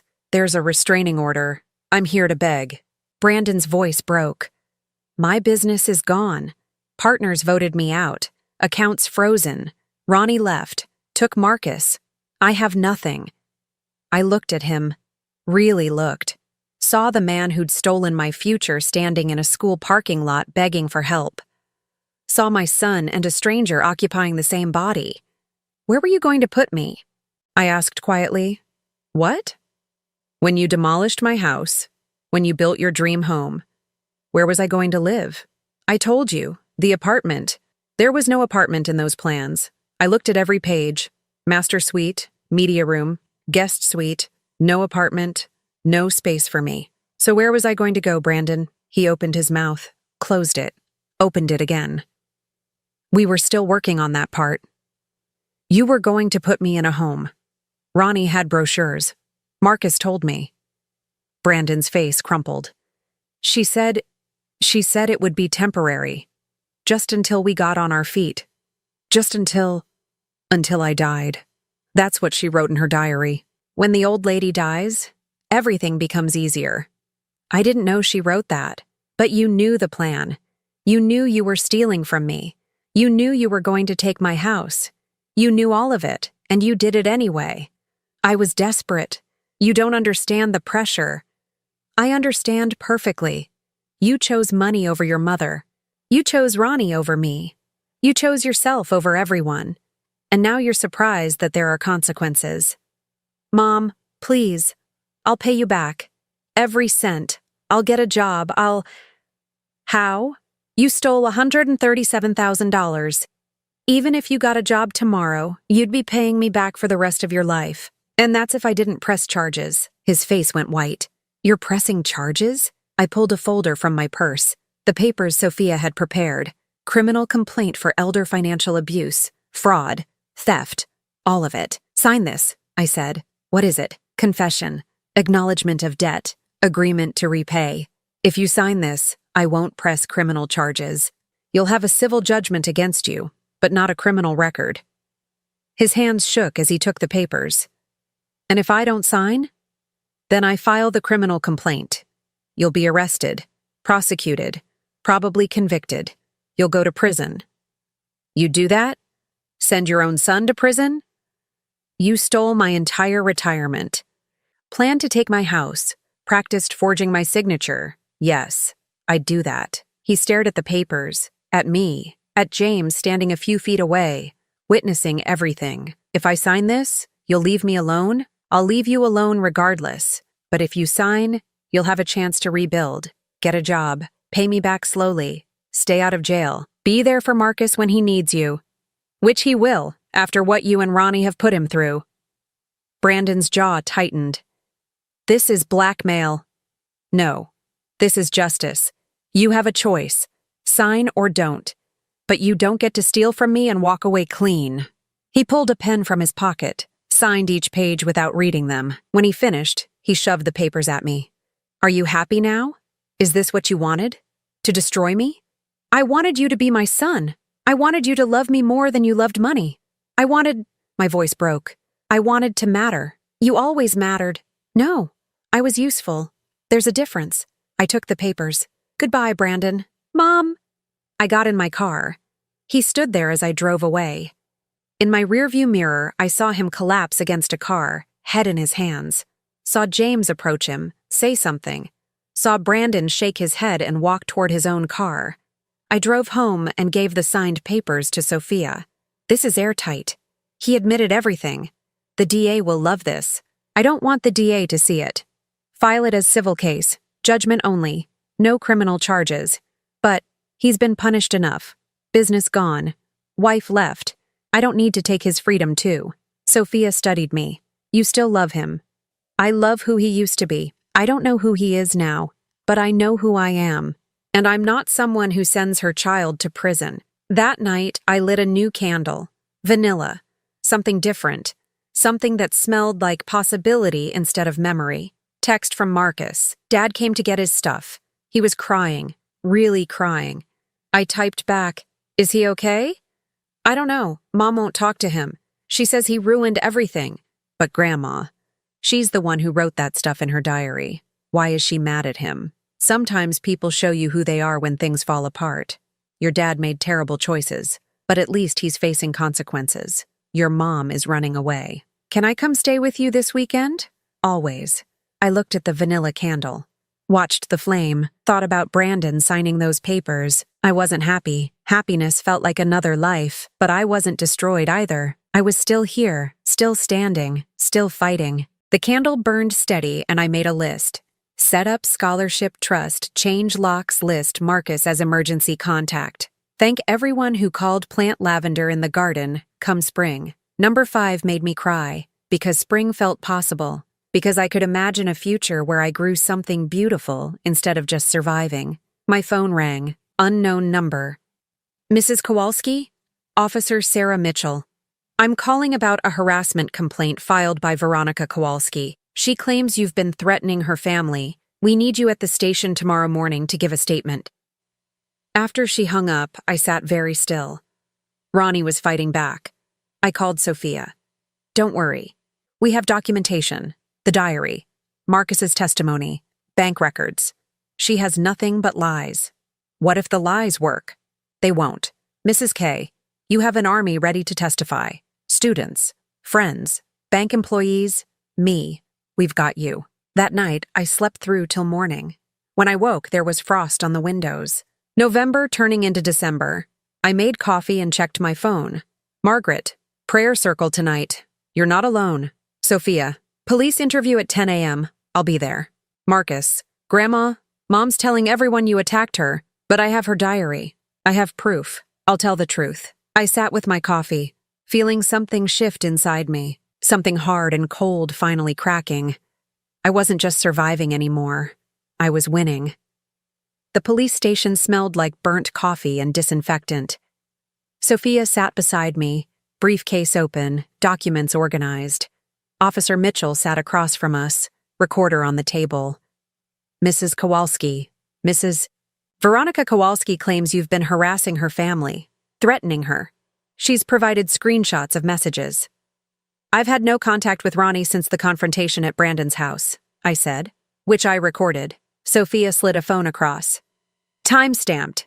Everything shows Mrs. Kowalski asking legitimate questions about stolen money. No threats. Mitchell listened to the recording. Her jaw tightened when Brandon called me controlling. When Ronnie accused me of manipulation. These screenshots, Mitchell said. Messages she claims you sent, threatening to destroy her. I looked at them, my name, my number, but not my words. That's not me. Check my phone records. Check the metadata. The door opened. A young officer spoke. Mitchell, there's a kid here. Says he needs to talk about the Kowalski case. Says it's urgent. Mitchell left, returned 5 minutes later with Marcus. His face was red, backpack clutched tight. When he saw me, tears streamed down his cheeks. Grandma, I'm sorry. I'm so sorry. Marcus, what are you doing here? I had to tell them. Mom is lying. About all of it. Grandma never threatened her. Mom made those screenshots. I watched her do it. Mitchell's expression sharpened. You're accusing your mother of fabricating evidence? I know, but it's true. He pulled out the pink diary. It's all in here, and I have recordings of her and Dad talking about the money, about Grandma, about getting rid of her. Getting rid of her? Marcus looked at me. I should have told you sooner. I was scared. He opened his phone, pressed play. Ronnie's voice filled the room. Can't keep waiting for the old bitch to die naturally. We need to speed this up. There are facilities, places where accidents happen. People forget medications. People fall. Brandon's voice quieter. Ronnie, we can't. Why not? She's going to die anyway. This just moves up the timeline. Once she's gone, we have everything. The house, the trust, Marcus's college fund, everything. What about Marcus? We tell him Grandma got old, got sick, that it was her time. He's 14. He'll get over it. The silence was absolute. When was this recorded? Mitchell asked. 2 weeks ago, Marcus whispered. I've been recording them for 3 months. I have hours of this. Marcus, I said, shaking, why didn't you tell me? I thought they were just talking. Just angry. I didn't think they'd actually... He was sobbing. I didn't know what to do. Sophia stood and wrapped her arms around Marcus. He collapsed against her, this tall teenage boy suddenly small and terrified. Mitchell picked up the diary, flipped through pages. Her jaw got tighter with each one she read. Mrs. Kowalski, she said finally, looking at me. I need to speak with my supervisor. But based on what I'm hearing, we need to take this very seriously. Your daughter-in-law may be facing criminal charges, conspiracy, attempted fraud, and possibly, she looked at Marcus, possibly conspiracy to commit elder abuse resulting in death. My stomach dropped. You think they were really going to kill me? I think your grandson just saved your life. They moved us to a different room, brought us coffee and water. Marcus sat between Sophia and me, his head on my shoulder like he used to do when he was small and scared of thunderstorms. I'm sorry, he kept saying. I should have told you sooner. You told me when it mattered, I said. You saved me, sweetheart. You saved me. An hour later, Mitchell came back with a man in a suit. Detective Ramirez, he introduced himself. He wanted to hear everything. Marcus told his story, showed his recordings, handed over Ronnie's diary, answered every question with a shaking voice but clear details. Where are your parents now? Ramirez asked. Dad's staying at a motel. Mom's at her parents' house in Dallas. Dallas is out of jurisdiction, but we can coordinate with Dallas PD. He looked at Mitchell. We need to bring Brandon Kowalski in. Now. They brought Brandon to the station in handcuffs. I heard him shouting in the hallway. This is insane. Where's my son? Where's Marcus? Detective Ramirez came to us. Your son is asking to see you. You don't have to talk to him. I want to. They brought him to an interview room. He looked terrible. Wrinkled clothes, unshaven, wild eyes. When he saw me, he lunged forward. Officers held him back. Mom! Thank God. Tell them this is a misunderstanding. Ronnie was just talking. She was angry, stressed. She didn't what? Didn't plan to kill me? Didn't write it in her diary? She was venting. People say things when they're angry. Do you love her? The question stopped him. What? Ronnie, do you love her? She's my wife. That's not what I asked. He looked away. I don't know anymore. Did you know she was cheating on me? My heart sank. What? The detective told me. They've been investigating. She has a boyfriend. They were planning to take the money and move to California. His voice broke. I was just a useful idiot. She never loved me. And you were weak enough. Yes, I was weak. I let her convince me you were the problem, that we deserved your money. I believed it because it was easier than admitting I'd failed. So you stole from me? Yes. And you were going to let her kill me? No! He slammed the table. Officers moved closer. I didn't know she was serious. I thought she was just talking. You already hurt me. I know, and I have to live with that. But please believe me. I didn't know about the boyfriend. I didn't know she was planning to actually hurt you. I just wanted the money. I was willing to sacrifice you, but I wasn't going to kill you, which was somehow worse. Where's Marcus? He's the one who turned you in. Brandon's face went white. What? He recorded you and Ronnie. He brought her diary to the police. He saved my life. No, Marcus wouldn't. And I'm your mother. But that didn't stop you. He sobbed. Loud, ugly sobs. I want to see him. He doesn't want to see you. I need to explain. Tell him what? That you were going to steal his grandmother's house? That you let your wife plan to kill her? That I'm sorry, that I love him. But it did happen, and now he has to live with it. You did that to him, not me. I stood. Brandon reached for me. Officers grabbed his arms. Mom, please, I have nothing. No job, no wife, no home. You need to face consequences, like I've been facing the consequences of trusting you. If you ever loved me, I did love you. I gave you everything, and you threw it away. You're on your own now. I walked out. Behind me, Brandon screamed my name. Screamed for forgiveness. I kept walking. In the other room, Marcus was curled in a chair, Sophia sitting beside him. When he saw me, he jumped up. Grandma, I'm sorry. I'm so sorry. I know he's your son, but I had to. You did the right thing. I hugged him tight. You did exactly the right thing. He hates me now. He's angry, but he'll understand eventually. And if he doesn't, that's his problem, not yours. What's going to happen to him? To Mom? Detective Ramirez appeared in the doorway. Your father will be charged with elder financial abuse and conspiracy to commit fraud. Your mother will face additional charges including conspiracy to commit murder. Dallas PD is picking her up now. Marcus started crying again. They're going to prison. Probably, yes. What happens to me? That's up to your grandmother, if she's willing to take custody. They both looked at me. Marcus with hope and fear, Ramirez with professional curiosity. Of course he's staying with me, I said. He's my grandson. Marcus collapsed into my arms. Thank you, thank you. I'm sorry. I'm so sorry. You have nothing to be sorry for. I should have told you sooner, when I first found the diary, when I first heard them talking.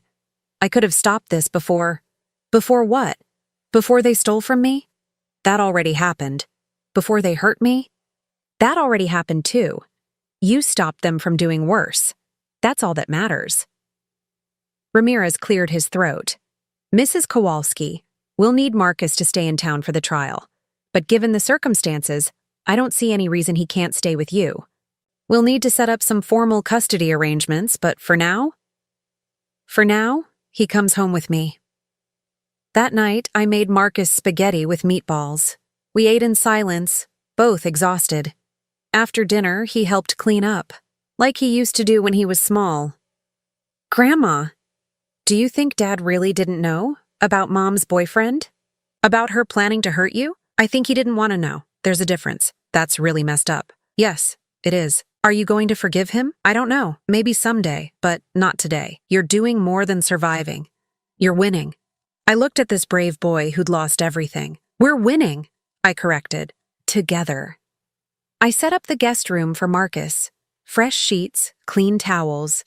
It wasn't much, but it was safe. It was home. Before bed, Marcus knocked on my door. Why did you let him sign those papers instead of pressing charges right away? Because I hoped he'd prove me wrong. Hoped he'd show me he was still my son. And now I know the truth. He's not my son anymore. He's just a man I used to know. I'm sorry you lost him. I'm sorry you lost both of them. But I still have you. You still have me. After he went to bed, I sat in my kitchen, made tea, looked at the vanilla candle burning. Text from Sophia. Ronnie was arrested in Dallas an hour ago. Fighting extradition, but she'll lose. It's over, Mrs. K. You won. Won. I'd won.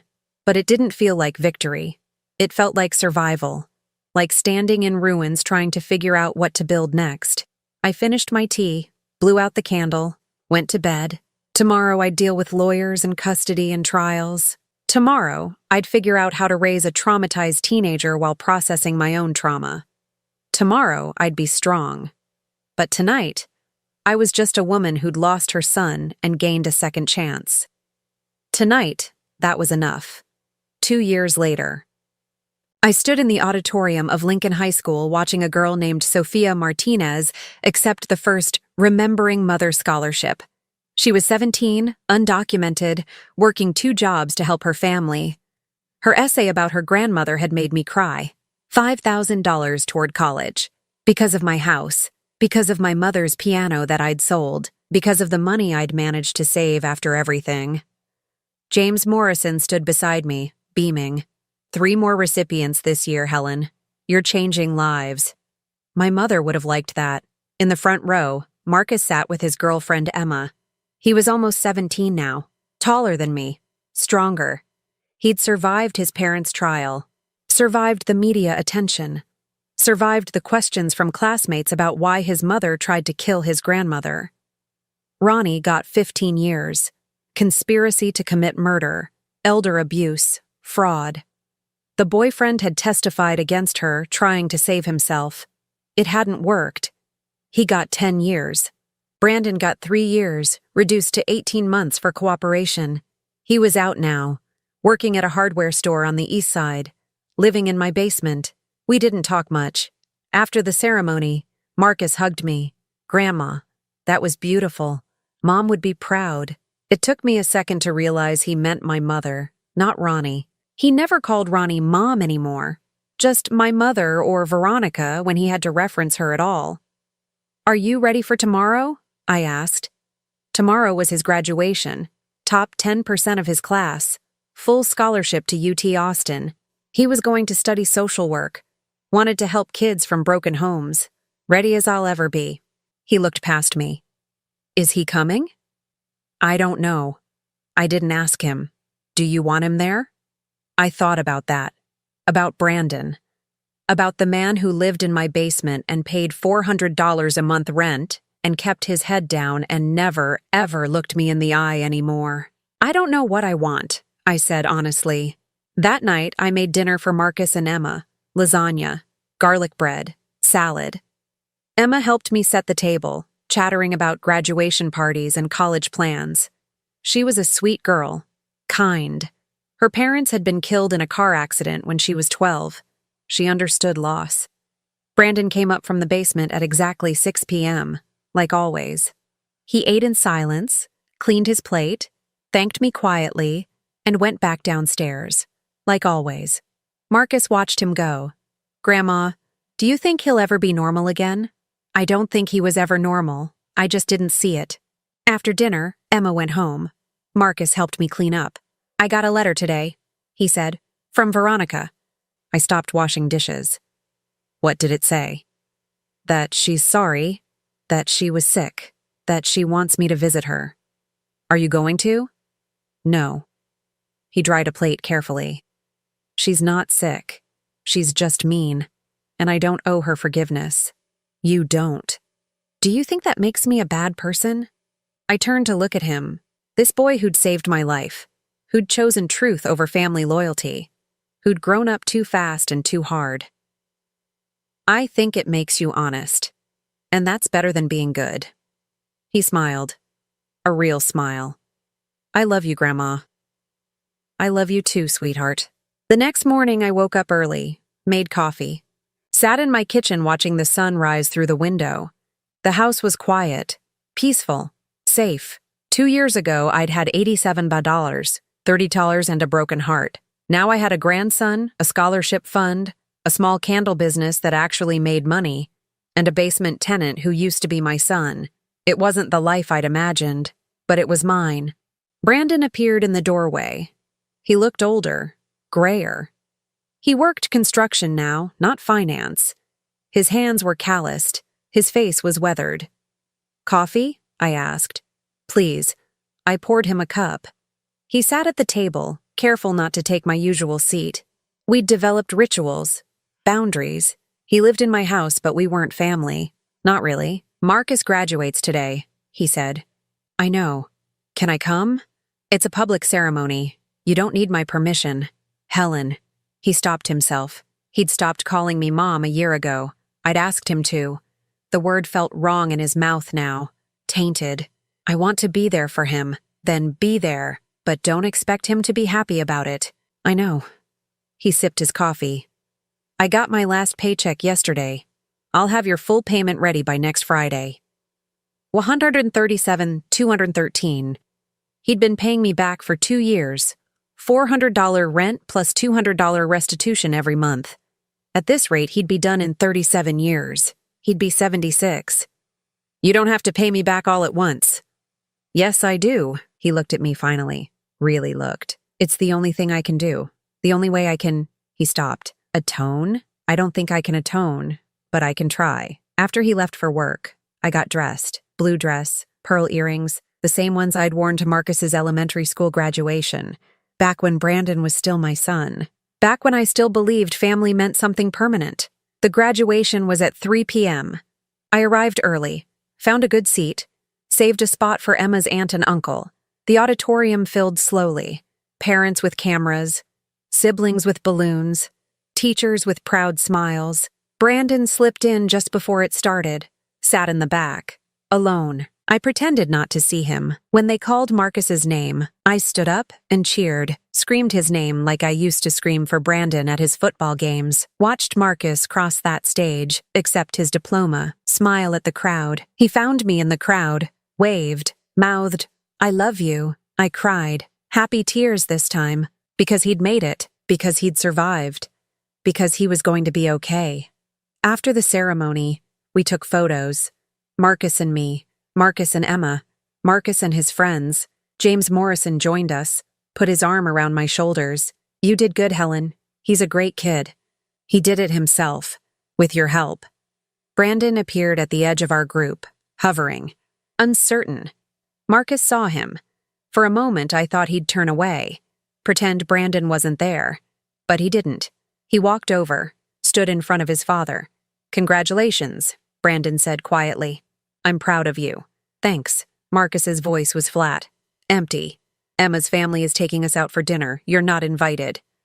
I understand.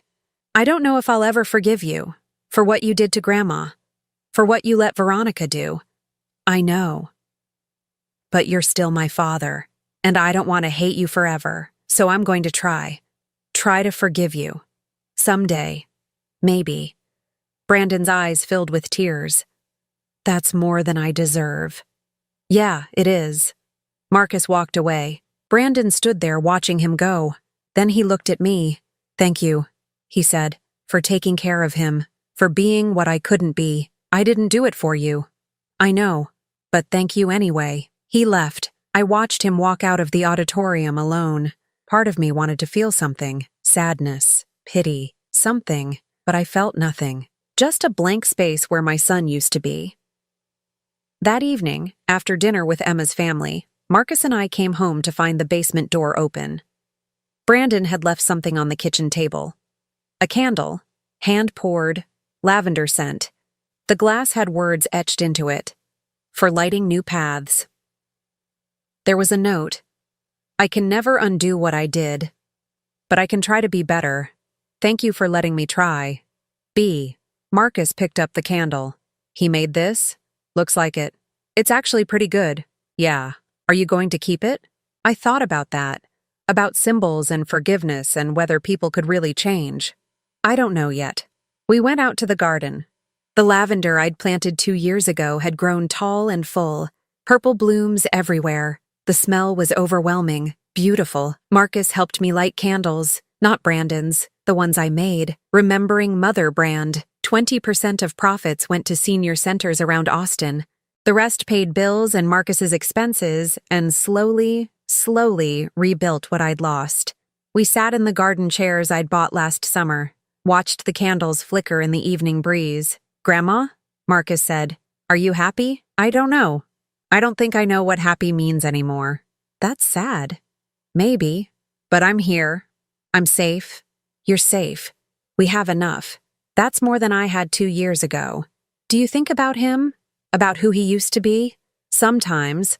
But that person doesn't exist anymore. Maybe he never did. Maybe I just wanted to believe he did. I think he existed. I remember him being nice sometimes. When I was little, before Veronica, maybe. But people don't change overnight. The seeds were always there. She just watered them. We sat in silence for a while. The candles burned down. The lavender smell filled the air. In the basement window, I could see a light on. Brandon was down there, reading maybe, or watching TV, living his small, quiet life of penance. "Do you think you'll ever forgive him?" Marcus asked. "Forgive isn't the same as forget, or trust, or love. I might forgive him someday, in the sense that I stop being angry, stop letting it hurt me, but I'll never trust him again, never love him the way I used to. That person is dead." "That's really sad, Grandma." "Yes, it is. I'm sorry you lost him. I'm sorry you lost both of them. But we found each other." I took his hand. "Yes, we did." 3 months later, on the day Marcus left for college, Brandon helped carry boxes to my car. Didn't say much, just lifted and loaded and stepped back. When everything was packed, Marcus shook his father's hand. "I'll call you," Marcus said. "Sometimes, not a lot, but sometimes. I'd like that." Brandon's voice cracked. "I'm proud of you. I know I don't have the right to be, but I am. You can be proud. You just can't take credit." "I know." I drove Marcus to Austin, helped him move into his dorm, met his roommate, made his bed, cried when it was time to leave. "I'll visit every month," I promised. "Grandma, I'm an hour away. You can visit whenever you want. Every month then." He hugged me tight. "Thank you for everything, for saving me, for giving me a home, for showing me what real love looks like. You saved me first." I drove home as the sun set, let myself cry the whole way. Because I was proud, because I was scared, because I was alone again, but not empty, not anymore. When I got home, the basement light was on.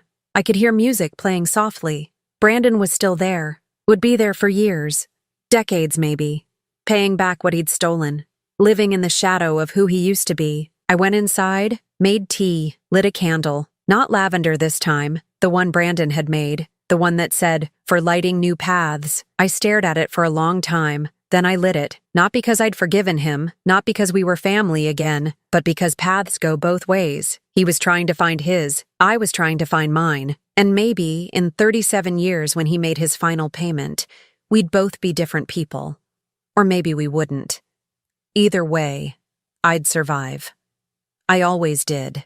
A year later, on the anniversary of my birthday dinner, 3 years since Ronnie's wet wipes and cruel words, I hosted a small gathering.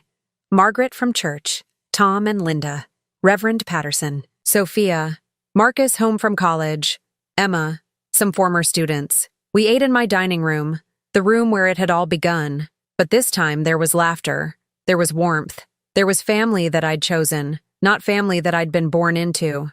Brandon wasn't invited. He spent the evening in his room.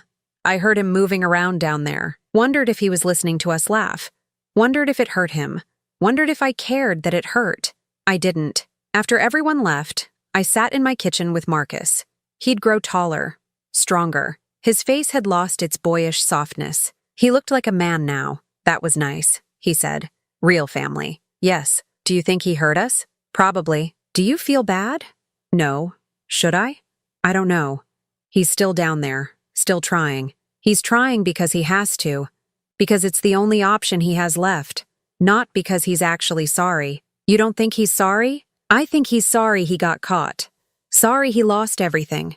Sorry his life turned out this way. But I don't think he's sorry for hurting me. Not really, because if he was, he'd say so. And he never does. Marcus nodded slowly. "I got another letter from Veronica. She wants me to help her appeal. Says she's a changed woman." "Are you going to?" "No, because she's not changed. She's just locked up, and I don't owe her anything. No." "You don't." We sat in comfortable silence. Outside, the lavender garden was in full bloom. Inside, candles burned on every surface. The house smelled like memory and hope and survival. "Grandma?" Marcus said finally. "Are you happy now?" I thought about that. Really thought about it. I'm not happy the way I used to think about happiness. I'm not whole. I'm not healed. But I'm here. I'm standing. I built something from the ruins. And that's enough. That's pretty good, actually. Yeah, it is. He left the next morning, hugged me tight, promised to call every week. I stood in my driveway watching him drive away, watched until his car disappeared around the corner. Then I went inside, made coffee, sat at my kitchen table, the same table where I'd counted my mother's money, where I'd discovered I had $87, $32 left, where I'd planned my survival. The basement door opened. Brandon emerged, poured himself coffee, sat across from me. Marcus left? He asked. Yes. When will he be back? Thanksgiving. Maybe. Oh. We sat in silence. Two people who used to be family, who shared a house but not a life, who existed in the same space but different worlds. Helen, he said finally, do you think there's ever a chance? No. You didn't let me finish. I don't need to. Whatever you're about to ask, the answer is no. No, we're not family. No, I'm not your mother. No, I'll never trust you again. No, this isn't temporary. This is forever. His face crumpled, but he nodded. Okay. Your rent is due Friday. I know. He went back downstairs. I finished my coffee, looked out the window at the lavender garden, at the flowers my mother used to grow, at the beauty I'd planted in the ruins of my old life. And I smiled. Not because I was happy, but because I was free. Free from the burden of loving someone who'd hurt me. Free from the obligation to forgive what shouldn't be forgiven. Free from the lie that family means forever. I was 64 years old. I had a grandson who loved me, friends who supported me, a business that mattered, a life that was mine. It wasn't the life I'd planned, but it was the life I'd earned, and that was enough.